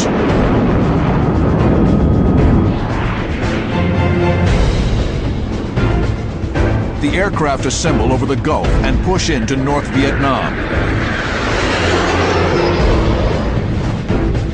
They'll hit the Thanh Hoa Railroad Bridge, a strike meant to slow the movement of supplies to the south. Among them are two F-4 Phantoms led by Commander Lou Page, with his radar intercept officer, or RIO, Lieutenant J.C. Smith, in the back seat. Our mission as the F-4 fighters was a TARCAP. We were target cap in front of the target to the north. The target combat air patrol stays close to the target to intercept hostile enemy aircraft. Page and Smith's wingman is Lieutenant Dave Batson with his Rio Lieutenant Commander Rob DeRemus. These aviators from the USS Midway have a date with destiny. On this mission, they will score the first MiG kills of the Vietnam War. The attack boys had done their thing. They had just called feet wet, and I said, let's make one more orbit. And we were about 12,000 feet, maybe 13,000 feet. And we turn the orbit, and just as we sweep about 360 with the nose of the airplane, 2 targets pop up. That's good. Now, was it Navy? I don't think so. We didn't have that many Navy out there. Was it Air Force? Oh, I don't know, but I'm hoping. We got to look at it. This early in the war, there is no way to ID the contacts electronically. They'll have to get a visual. The bogies are at 11 o'clock, 2,000 feet up, range 32 miles. Page and Smith begin the shadow boxing by making a slight turn to the right, coaxing the bogies to turn towards them. The Americans curve away, but the bogies don't bite. The Phantoms roll back to the left, taking a more aggressive tack. What do I want to happen? I want those MiGs to turn into me. Fingernail trick. Right now you can't see if my fingernails are dirty. If he turns into me, you can see if my fingernails are dirty. Smith orders Batson and DeRemus into a trail position.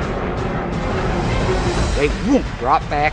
Didn't say how far. He knew he should be 1.5 miles to 2 miles behind us in trail.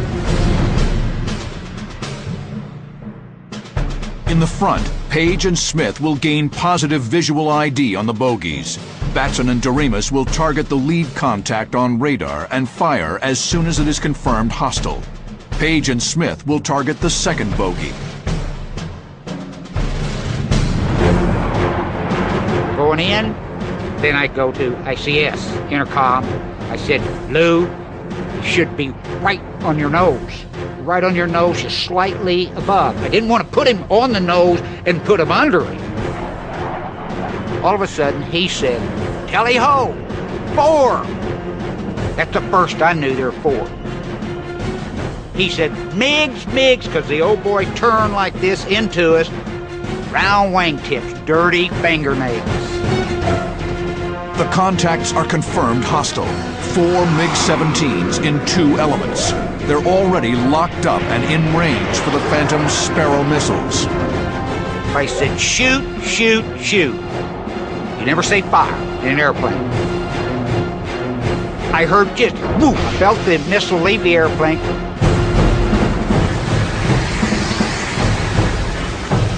Page and Smith's missile slams into the MiG-17.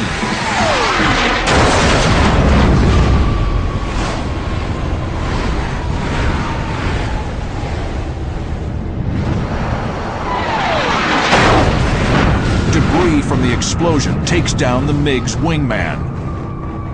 I heard, boola boola. That means a hit. And at the same time I looked out, here goes the Sparrow missile across my starboard wing from old Batman that was in the back. Batson's missile strikes the second MiG element.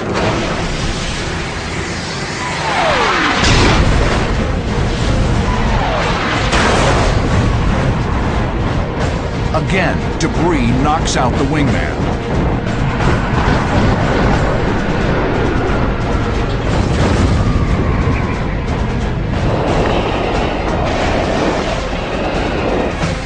The Phantom pilots have struck an historic blow.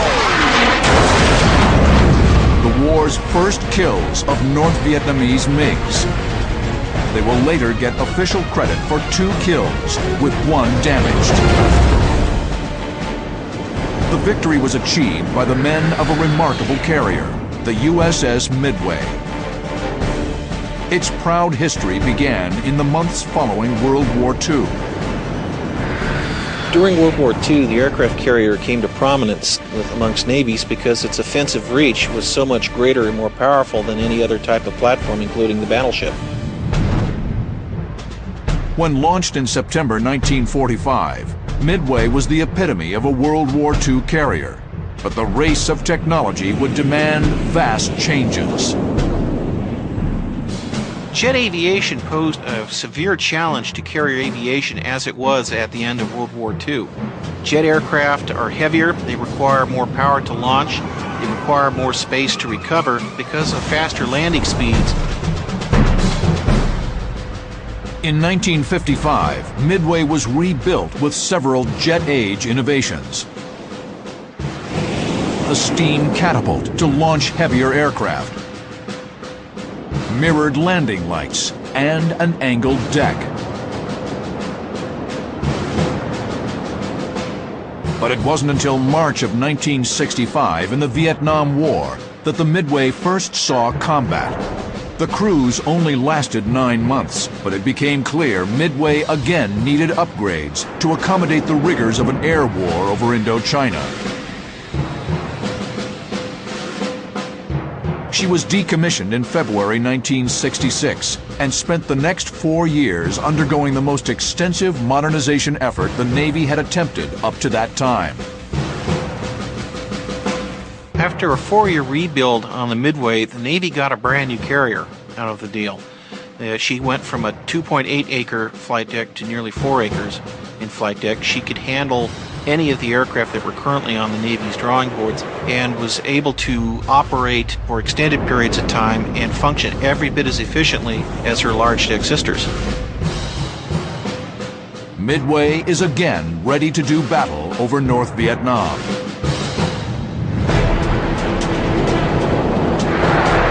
May 18th, 1972, Yankee Station. A strike is launched from the deck of Midway. The aircraft assemble over the Gulf and push into the north. They'll target North Vietnamese infrastructure in the Haiphong area, part of an intense air campaign to stem the recent invasion of South Vietnam. Flying as part of the mission's combat air patrol are 2 F-4 Phantoms, led by Lieutenant Henry Bart Bartholomew with his Rio, Lieutenant Orrin Brown. I got put on the mission that afternoon as a spare aircraft. The lead aircraft had hydraulic problems on the catapult, so it had to be taxied off the catapult. We were launched consequently. Bartholomew's wingman is Lieutenant Pat Arwood, with his backseater, Lieutenant Mike Taco Bell. Our mission was to position ourselves between Haiphong and Kemp Airfield to interdict any MiGs that might challenge the strike force. Our mantra became MiGs in May for Midway. And we had that written on the blackboard in the ready room in big letters, and so we were all convinced that we were going to do it. As the Phantoms approach Kemp Airfield, their radio crackles to life. Bandits in the area. Their pulse quickens. They begin a slow descent. Bart Bartholomew scans the sky, sure to call out any threat to his wingman, Pat Arwood. As I looked north to clear his 6 o'clock position, I was able to see a couple of silver aircraft. And I knew that we didn't have anything that was painted that silver. So I knew they were MiGs. The Phantoms prepare for combat. It will be a baptism of fire. In their first mission over the north, they'll get their chance to score MiGs in May for Midway. May 18th, 1972. 2 F-4 Phantom crews from the USS Midway are about to taste air combat over North Vietnam for the first time. Above Kemp Airfield, they've spotted 2 MiG-19s. We took off after him. I wanted Pat to be about 3,000 feet above me and cover me as I went down after him. Arwood pitches up. Bartholomew noses down and banks right. Roaring in over Kep, Bartholomew rolls left into position behind the enemy. They became aware of him. They both pickled off their external wing tanks. There was fuel streaming out of their wing tanks. So my thought was, seeing that they still had fuel in their wing tanks, so they probably had full internal fuel just like us. I followed them as best I could. I didn't quite have the energy to pull inside them. In order to keep my energy up, I had to stay sort of nose slightly behind and not pulling quite as many G's as they were pulling inside my turn. Basically, your nose is pointed, instead of ahead of the aircraft, it's pointed behind the aircraft, and you're sort of following him around like this in a lagging position. As Bart was pushing the MiGs around the circle, and they were staying in the circle, I was in a high position, and I did a series of high yo-yos. The yo-yo maneuvers will take advantage of the Phantom's raw power. Each move will improve his angle off the MiG's tail for a heat-seeking missile shot. I did the first high yo-yo, the dive down and back up. I did another dive down and back up, and I was starting to lose position. So on the third one, I knew that I was coming to the inside of the circle. I was starting to crowd Bart. I was coming too close to him. So at that point, I decided to fire to break up the MiGs. I felt a missile come off the airplane and saw a MiG-19 that absolutely cranked it around so hard, and the missile went right by his tailplanes. The MiGs split up. Bartholomew follows the wingman. Arwood stays on the leader. He buries the stick in his gut, straining to keep in trail of the tight-turning MiG-19. You pull hard and the plane is passing you. You're leaning forward in your straps. You're craning, turning very hard to the left, in this case to the left, to try to see back over your shoulder. But he had turned so far inside of me that I just lost sight of it completely. Arwood's heart races as he searches frantically for the MiG. He pitches vertical, climbing to 4,000 feet. Still no sign of the enemy. Meanwhile, Bartholomew chases the second MiG. I was losing enough energy, so I just knew that I had to get out and gather more energy back. Bartholomew unloads G and quickly distances himself from the MiG. He extends to the west 2 miles before pitching back to re-enter the fight. He's gained precious airspeed, but lost sight of the bandit. Orrin still had sight, which is a great testament to the value of having 4 eyes in a cockpit. So Orrin was able to talk me onto him. The MiG is at 10 o'clock low, sweeping left in an effort to maneuver into Bartholomew's 6. Bartholomew's instincts kick in. He'll lure the enemy closer. Then, at the last possible second, he'll pop his nose up, hit his speed brakes and flaps, and force the MiG to overshoot. It's a bold maneuver that will turn the tables in an instant. Orrin's calling the MiG, and he's calling the MiG, and he's calling the MiG with position, clock code, and so forth. And I waited until the MiG got to be about 830 low, and I could see him start to pull his nose towards me. Bartholomew yanks the stick back and performs the maneuver. The heavy Phantom pitches up as the MiG is thrown outside of his turn. So I popped my speed brakes and my flaps for about 5 seconds. And I put them right back in, and I was about upside down like so. And as I went to the outside of the turn, now I'm slower. He popped it right out in front of me. And now we're canopy to canopy, going just about straight up. As they rocket into the air, the MiG inches out in front of Bartholomew, but the Phantom's airspeed is plummeting. He can't keep climbing much longer. Fortunately for me, he had the same problem, and he decided to dump his nose just a fraction of a second prior to when I did. So what happened was, at that point, he slid out slightly in front of me.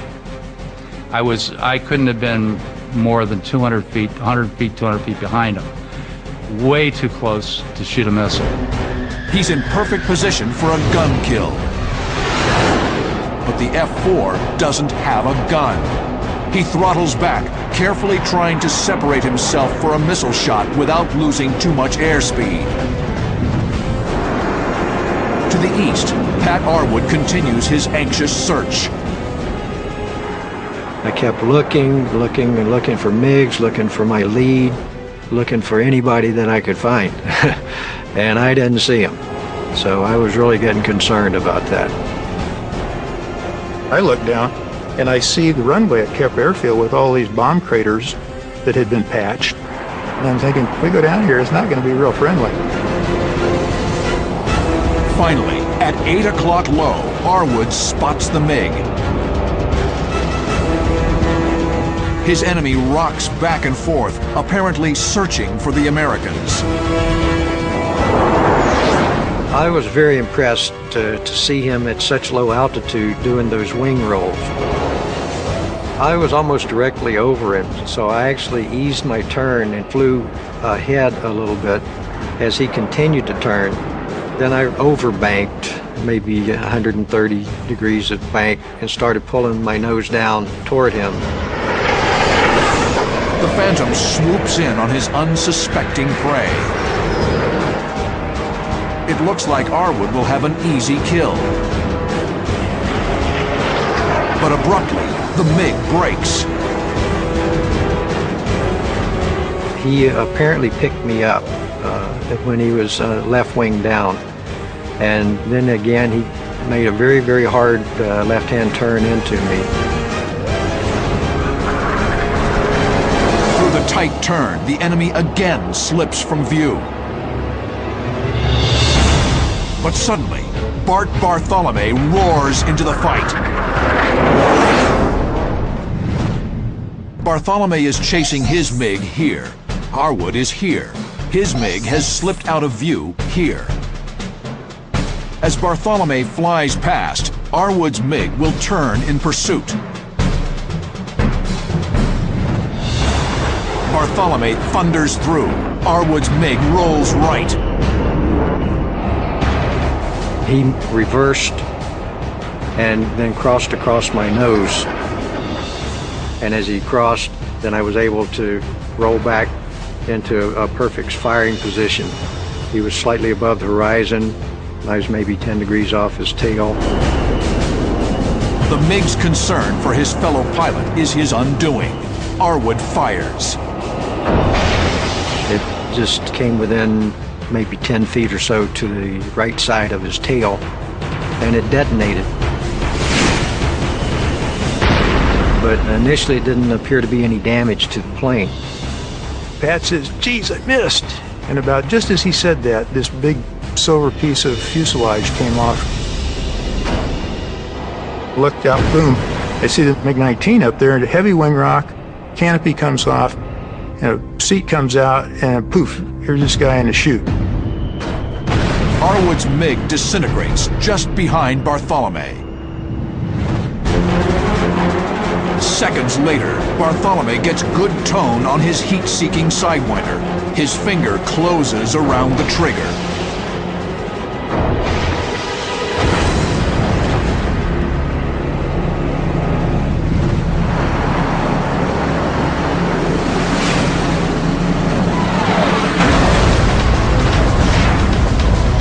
Incredibly, on their first mission over the north, Bartholomew and Arwood have scored MiGs in May for the Midway.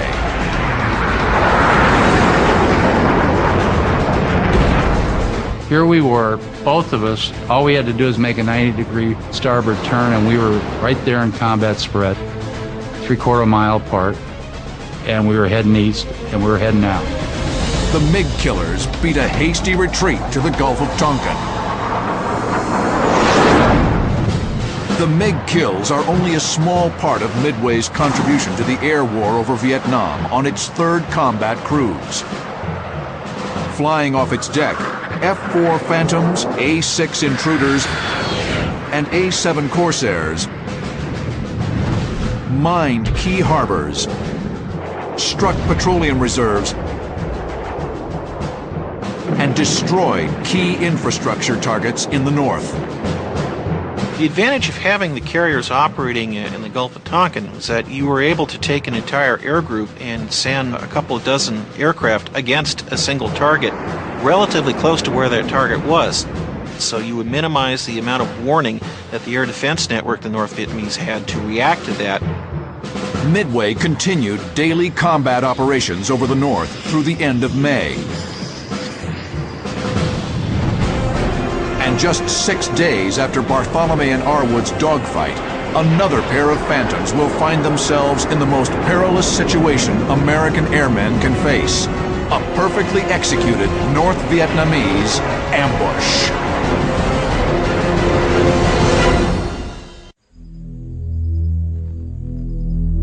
May 23rd, 1972. 2 F-4 Phantoms from USS Midway soar over the North Vietnamese countryside. They're flying combat air patrol for a strike against targets in Hai Phong, part of the continued effort to cripple the invasion of South Vietnam. The flight lead is Lieutenant Commander Muggs McEwen, with his Rio, Lieutenant Jack Ench. Muggs and I don't know, we kind of hit it off early on. We had a sort of a warped sense of humor between us in the cockpit. I used to tell him, I said, Jack, this is the one thing I never wanted to die surprised. If my last conscious thought is, what the hell was that? I'll hunt you through eternity and you'll never rest. Flying off Muggs's wing is Lieutenant Mike Rabb, with his Rio, Lieutenant Junior Grade Ken Crandall. As they descend towards their cap station, their radio crackles to life. Immediately called them and said, we have a vector for bandits, 278, 70 miles. And Jack said, Roger. I said, Jack, did he say bandits? He said, yeah, I think he did. I said, confirm bandits. He said, hey, Oswald, this is Bullet. Can you confirm bandits? He said, Roger, I confirm bandits. You're clear to arm, clear to fire. That's the defining moment of a fighter pilot. Muggs adjusts his heading and moves toward the bandits, maintaining airspeed in minimum afterburner to conserve fuel. But their flight path takes them into the heart of enemy airspace, directly over Kep Airfield.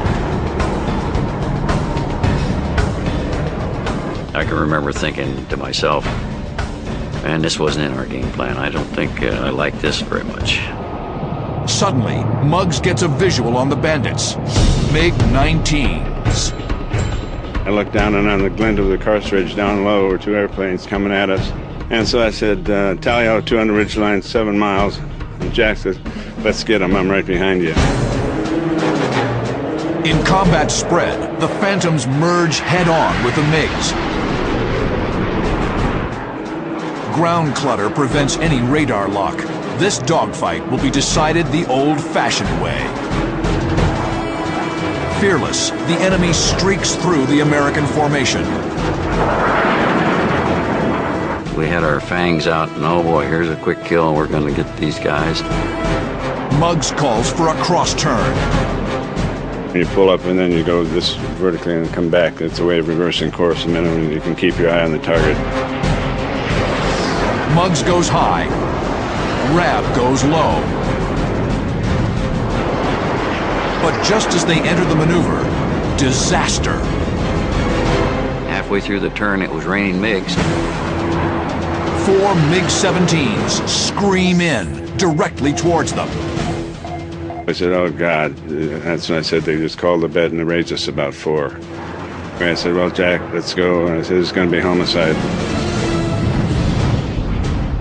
The Soviet-built MiG-17 is a swift and formidable opponent in close-quarters combat. At low speed, it can easily outturn the Navy F-4 Phantoms. The Americans are here.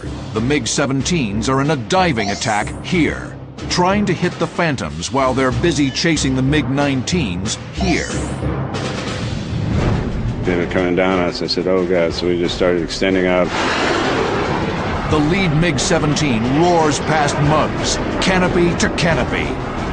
It passed so close, I mean, you could feel the airplane pass by.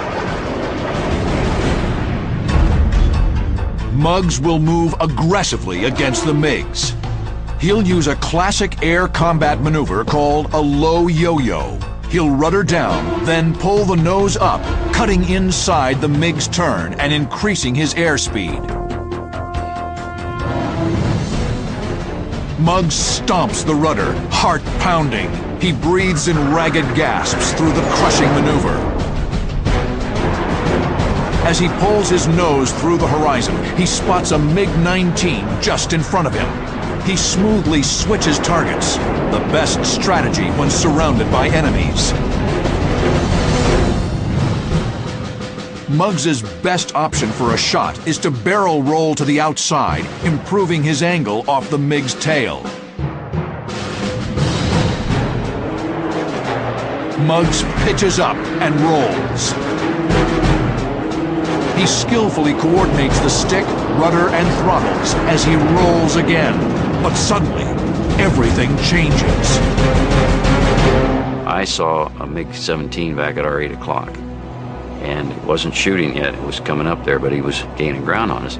So I told Muggs, I said, we got one at 8 o'clock, and he's starting to be a threat.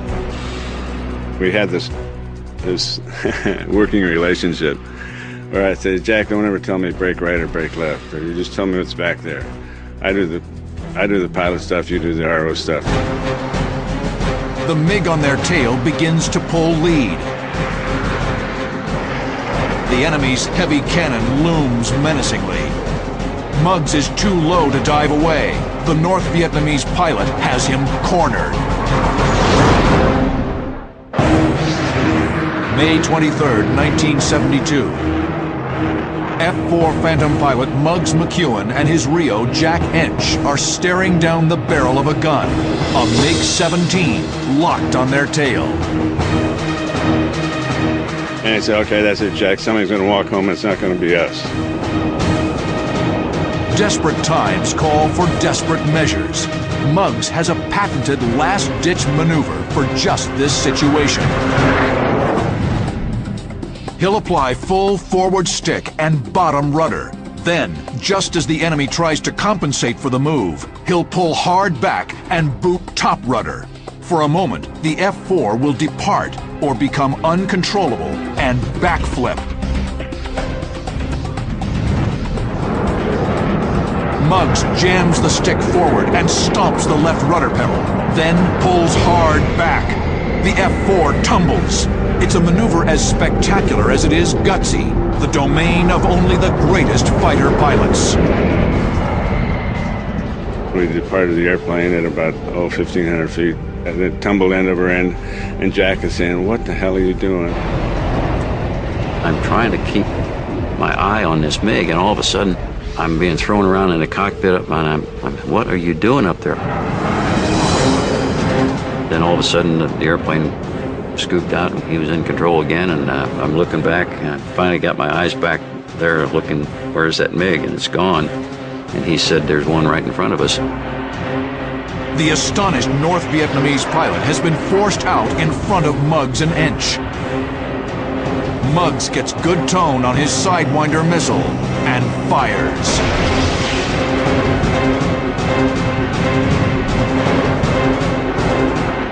MiG-17 could turn on a dime, and he defeated the missile's tracking solution. So one of our Sidewinders was gone. We had 3 left. The MiG-17 stays in his right turn, but Muggs can't pursue. He barrel rolls. With so many MiGs, he must keep moving, never sticking with one target for long. Just trying to keep my energy up and keep from being predictable. Muggs rolls out with another MiG-17 just off his nose.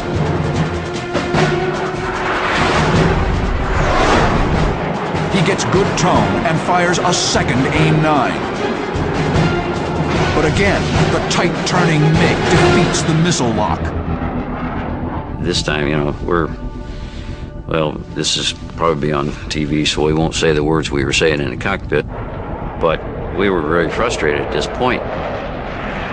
I said, "You're not going to give it to me, are you, God? We're going to have to go home and tell everybody making excuses how we missed 4 MiGs." But surrounded by the enemy, there's no time to reflect. The punishing fight goes on.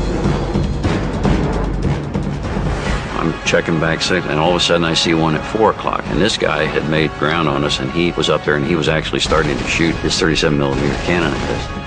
And I called him Muggs, I said, 4 o'clock, tracking and shooting. And he looked back on it like that and said, "Holy expletive." Orange tracers rip past the canopy. Muggs breaks hard into the attack. When suddenly, the MiG ceases fire. He just pulled out in front of me here like this, and I looked up, and from my time in the MiG-17, it just went, "You can't see me." Muggs has managed to slip into the MiG's blind spot under its nose. To turn the tables, he'll chop the throttle, push forward on the stick, and open the speed brakes. The gut-wrenching negative G maneuver and loss of speed will force the MiG out in front of him. It's another brilliant move by a brilliant pilot.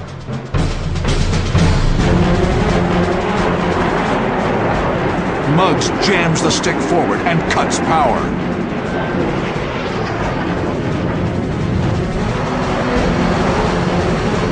The Bandit screams by in front of the Phantom.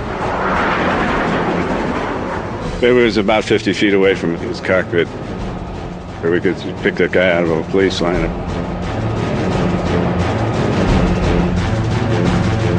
The MiG noses down and rolls back and forth in an apparent effort to reacquire the elusive American. For the third time, Muggs gets good tone on his enemy and fires a Sidewinder. He broke into the missile. I thought, "Oh, God, we missed again." And I was feeling the depths of despair, and all of a sudden his tail came off. I saw the missile go by the airplane, and I saw it go off, and I think it was proximity fuse. The piece of the airplane went off, and then pretty soon, the explosion, we saw the guy eject. So that was our first kill. After 5 agonizing minutes of superhuman maneuvering, Muggs and Ench have a kill. But there's no time to celebrate. They spot their wingman, Mike Rabb, in the weeds with a MiG in hot pursuit. I'm turning left and I see Mike Rabb. He's heading north at the time with a MiG-17 all over him, just shooting. He's got tracers all around him. Rabb is here. Muggs is here. He will guide Rabb on a heading that will drag the North Vietnamese in front of Muggs. I said, "Okay, Mike, roll away from him and extend out to the east." Rabb drags the enemy MiG across his nose. Muggs pitches down. The expert MiG killer easily swings in on his enemy's 6. The MiG's tailpipe glows crimson just off his nose, a perfect target against the empty sky. Muggs fires his 4th Sidewinder of the day. The missile tracks straight and true.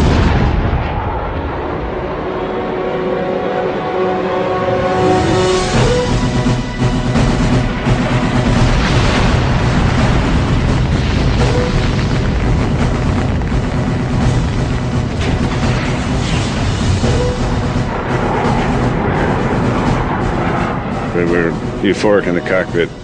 We were looking at us soaking wet from sweat and drinking all the water we had and pounding on the canopy going, we realized what we just did. We got two big guns. The rest of the MiGs have bugged out. They've lost their nerve in the face of such determined warriors. Euphoric, the Americans head back to the Midway. But the fighting isn't over. Before the conflict ends, the enemy will strike over water and bring the war to the Midway.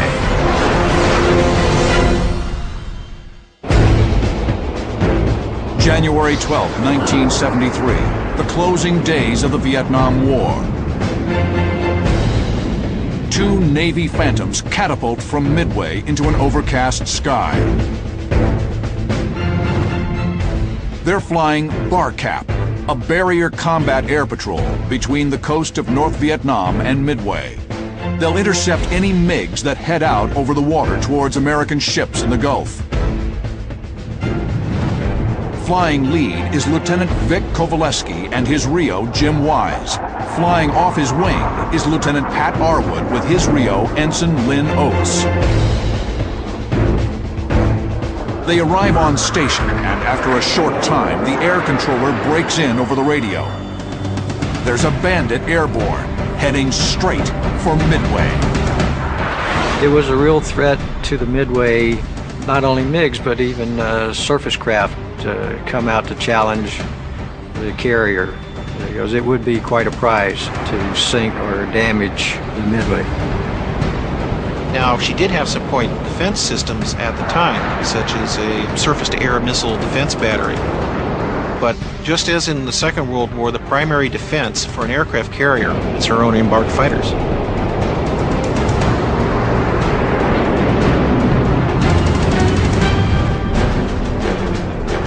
The air controller vectors them in the direction of the enemy MiG. As we were descending, Vic picked him up. It was about 11 o'clock position, and we were down in the 10,000 foot range. The MiG was maybe 12 miles or so. The MiG is heading toward the Americans. At 2 miles, the North Vietnamese spots the big Phantoms and makes an about face. The MiG appeared to be heading toward us, but he very quickly reversed course and started heading due north. The communist pilot is in no mood to fight. Kovaleski pitches up and cuts back right to improve his angle off the MiG's tail. The powerful Phantom closes on its prey. The MiG breaks right to shake his pursuer. Kovaleski and Arwood must be cautious.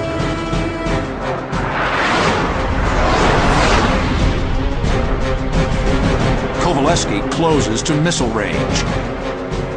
He gets good tone on his Sidewinder and fires. Vic's first missile detonated by the tail.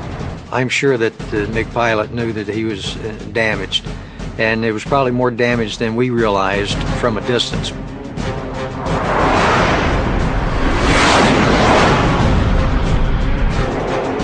Kovaleski fires another Sidewinder.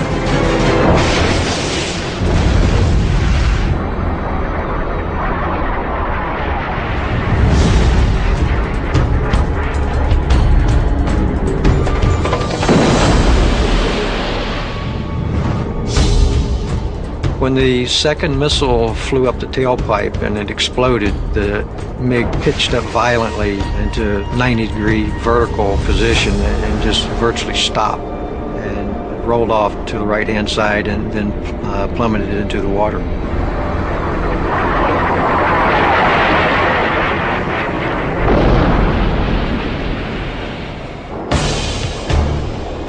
This will prove to be the last MiG kill of the Vietnam War.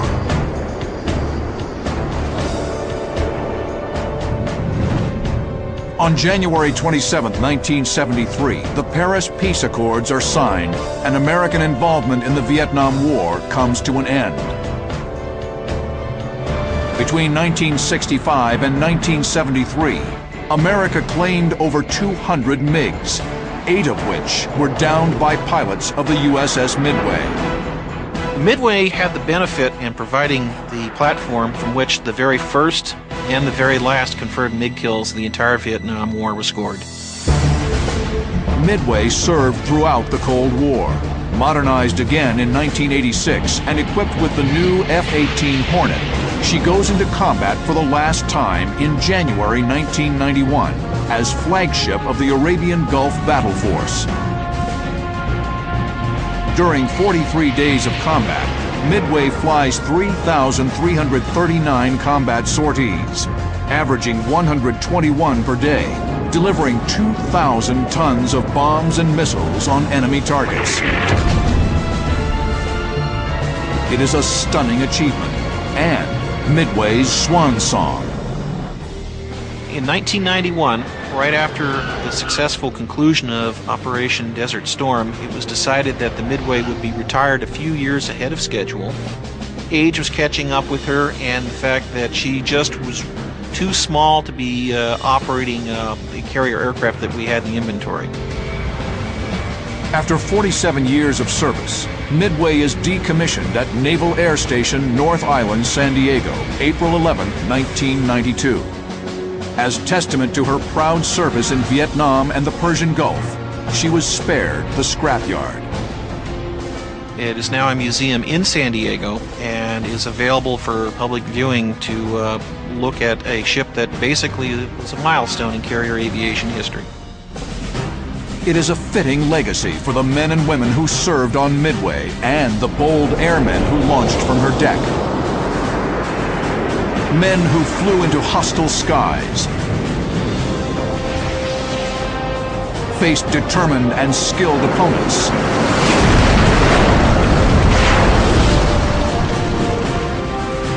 and returned to Midway as MiG killers.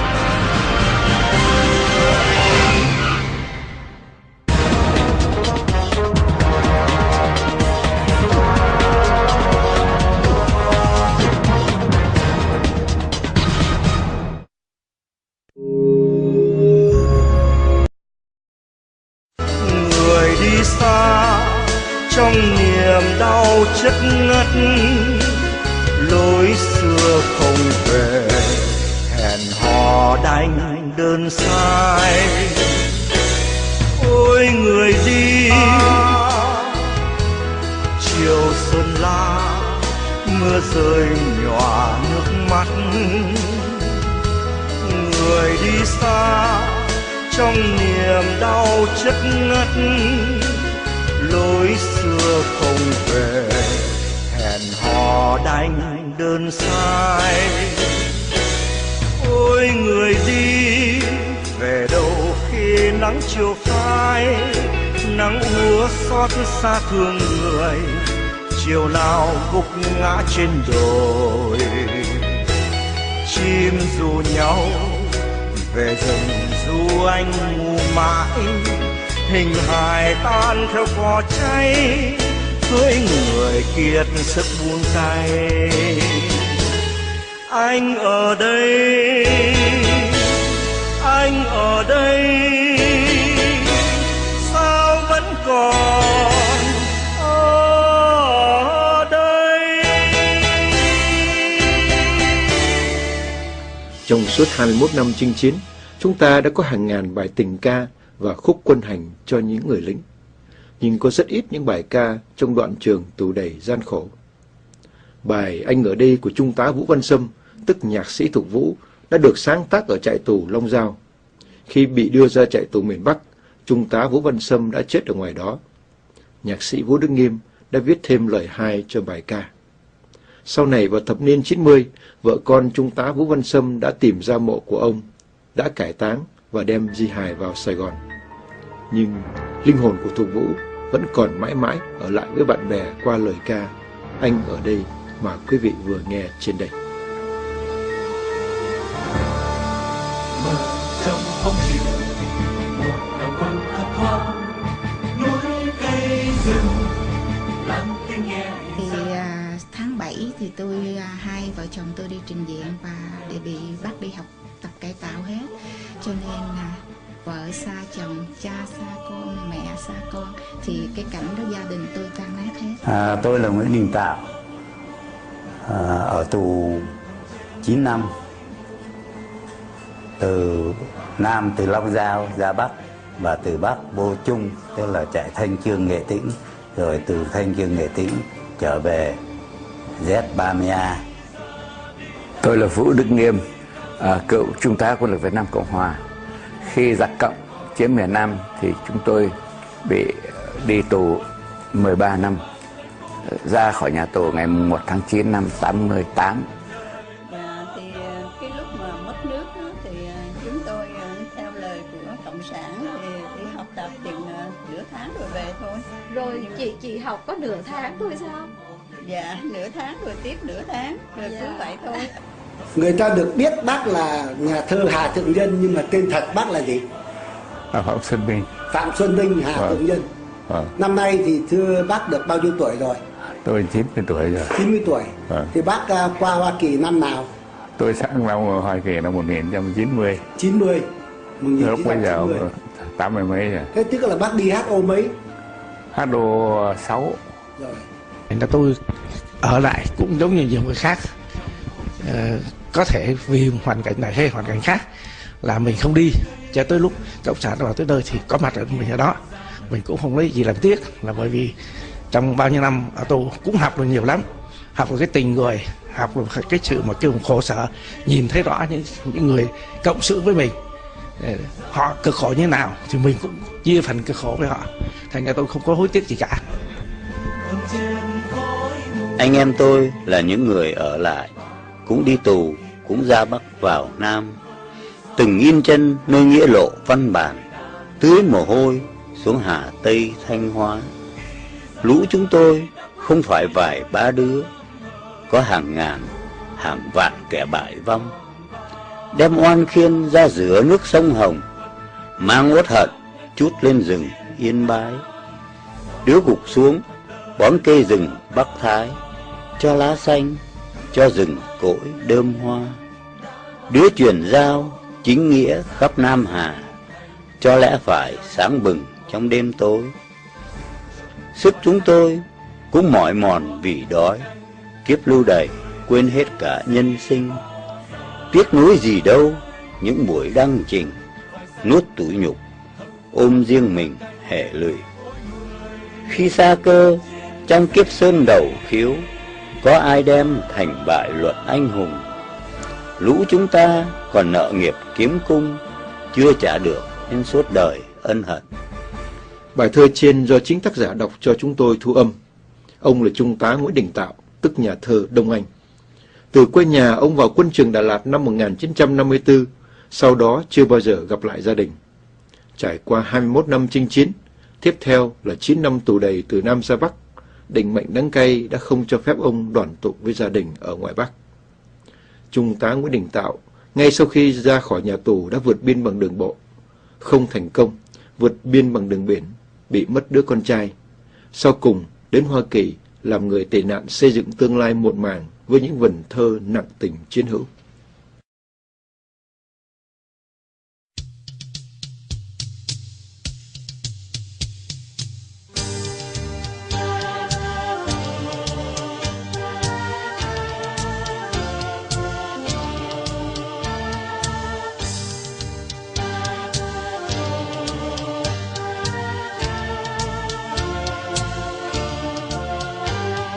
Giặc từ miền Bắc vô đây, bàn tay như màu đồng bào.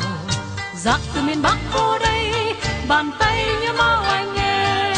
Hận thù đó cất cao trong lòng người, hận thù đó khắc sâu trong lòng tôi, lòng anh. Giặc từ miền Bắc vô đây, bàn tay chinh tích hận thù. Giặc từ miền Bắc vô đây, bàn tay giết điếu phôi tay. Giặc thù đó xâm lăng, giặc thù đó bạo tạc, giặc thù đó giết hại dân thành, đốt phá quê hương. Tôi vùng chỉ thiên an lòng, vùng tam biên lửa máu từ vực sâu hận thù. Dòng máu đỏ da vàng trên đất nghèo nàn đã đổ vì ai? Vì giặc thù đốt phá quê hương ta, vì giặc thù bắt giết đồng bào ta, vì giặc thù còn đó, vì giặc thù còn đó. Anh em ơi vùng lên diệt bạo tàn, anh em ơi vùng lên diệt xâm lăng. Anh em ơi nếu có còn ta mới còn tự do là còn cơn no.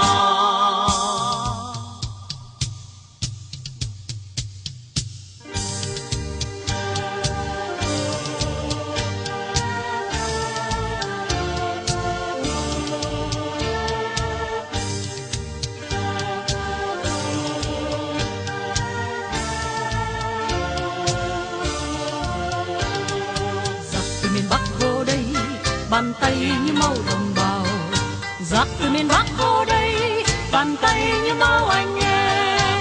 Hận thù đó cất cao trong lòng người, hận thù đó khắc sâu trong lòng tôi, lòng anh.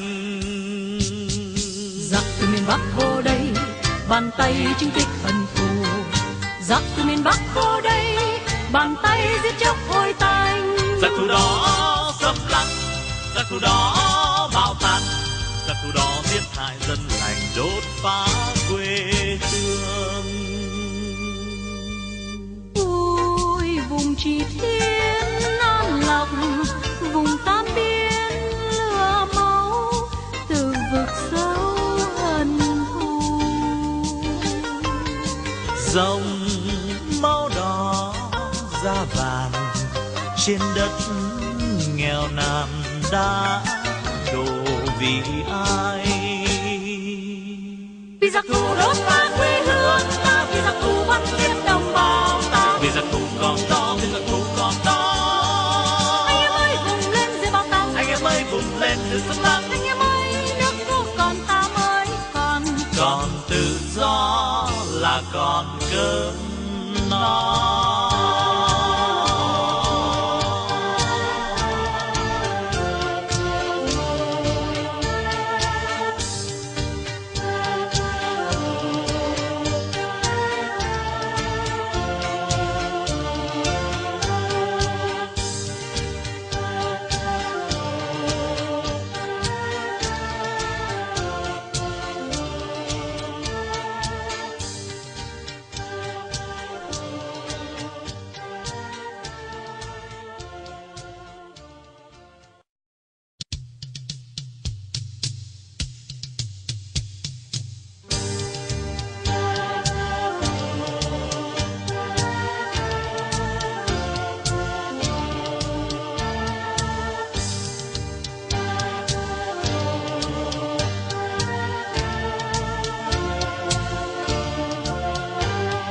Giặc từ miền Bắc vô đây, bàn tay như máu đồng bào. Giặc từ miền Bắc vô đây, bàn tay như máu anh em. Hận thù đó cất cao trong lòng người, hận thù đó khắc sâu trong lòng tôi, lòng anh. Giặc từ miền Bắc vô đây, bàn tay chứng tích hận thù.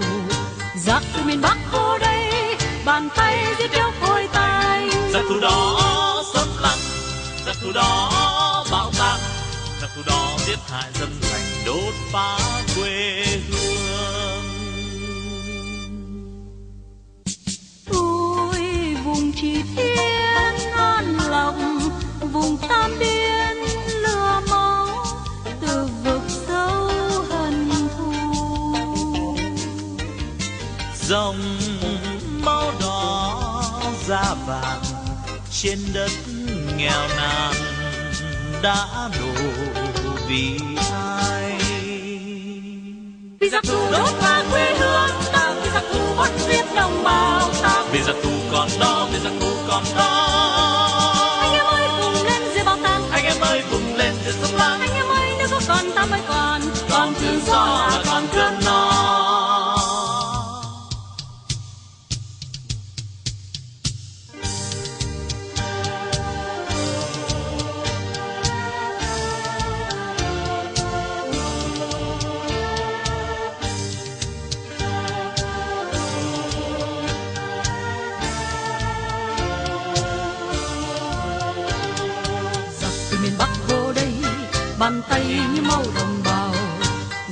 miền Bắc vô đây, bàn tay như bao anh nghe.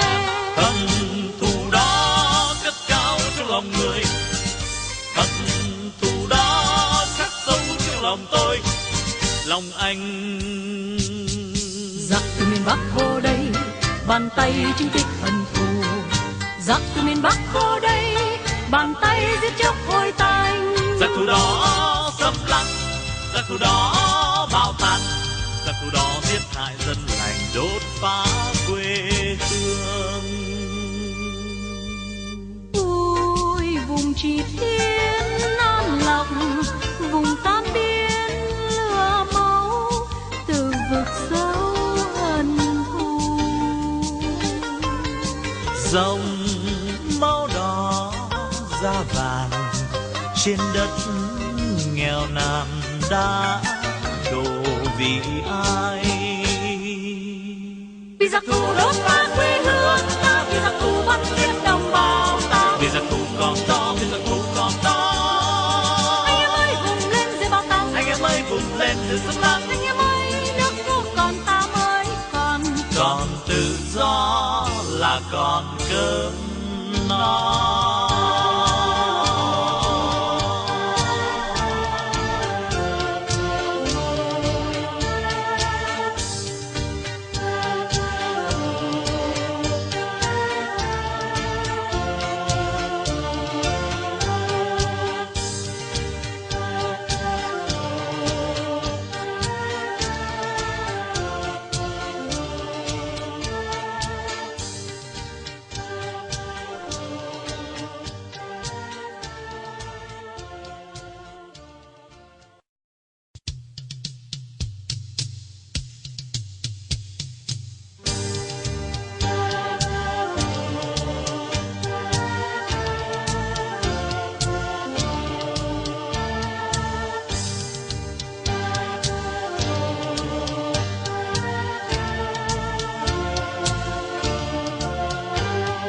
Giặc từ miền Bắc vô đây, bàn tay như màu đồng bào.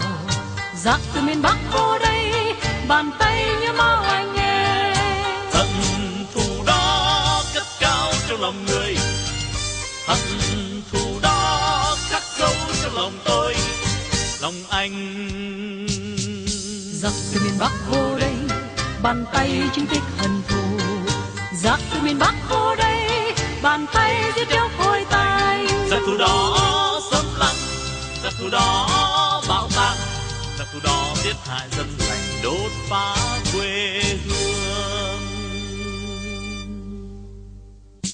Ôi vùng Chỉ Thiên An Lộc, vùng Tam Biên lửa máu, từ vực sâu hận thù.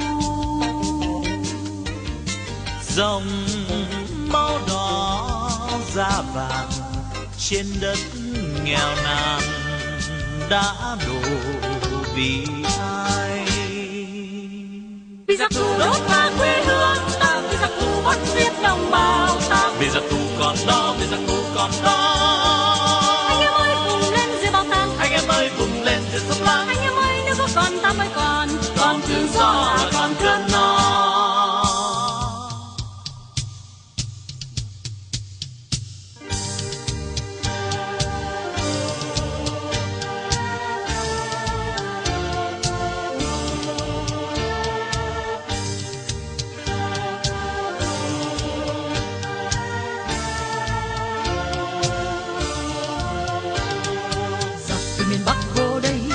Bàn tay như máu đồng bào.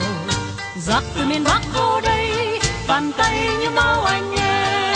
Hận thù đó cất cao trong lòng người, hận thù đó khắc sâu trong lòng tôi, lòng anh.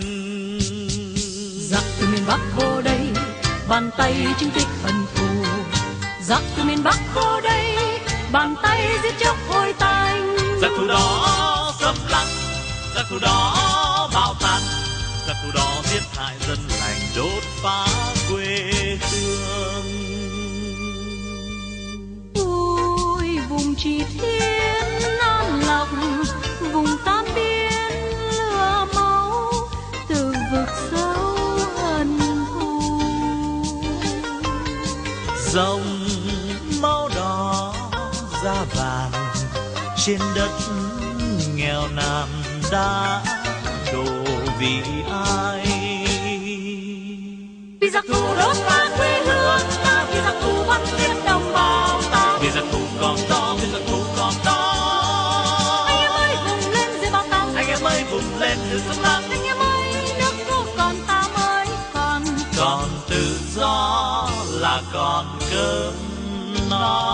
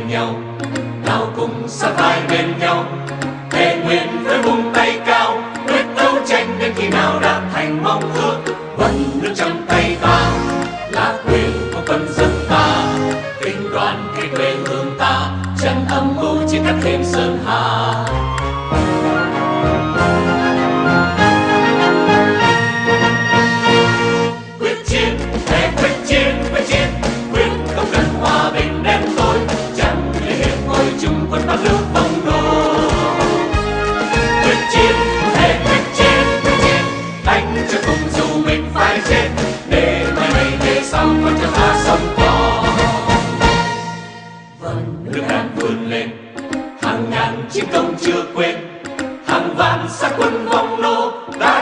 binh cho sức mạnh hào hùng quân dân, thề chưa bao lùi chân. Ngồi cùng với quân xâm lăng, ta thà chết chứ không hề lui, quyết không hề phản bội quê hương. Ta thà chết chứ không hề lui, quyết không hề phản bội quê hương. Ta thà chết chứ không hề lui, quyết không hề phản bội quê hương.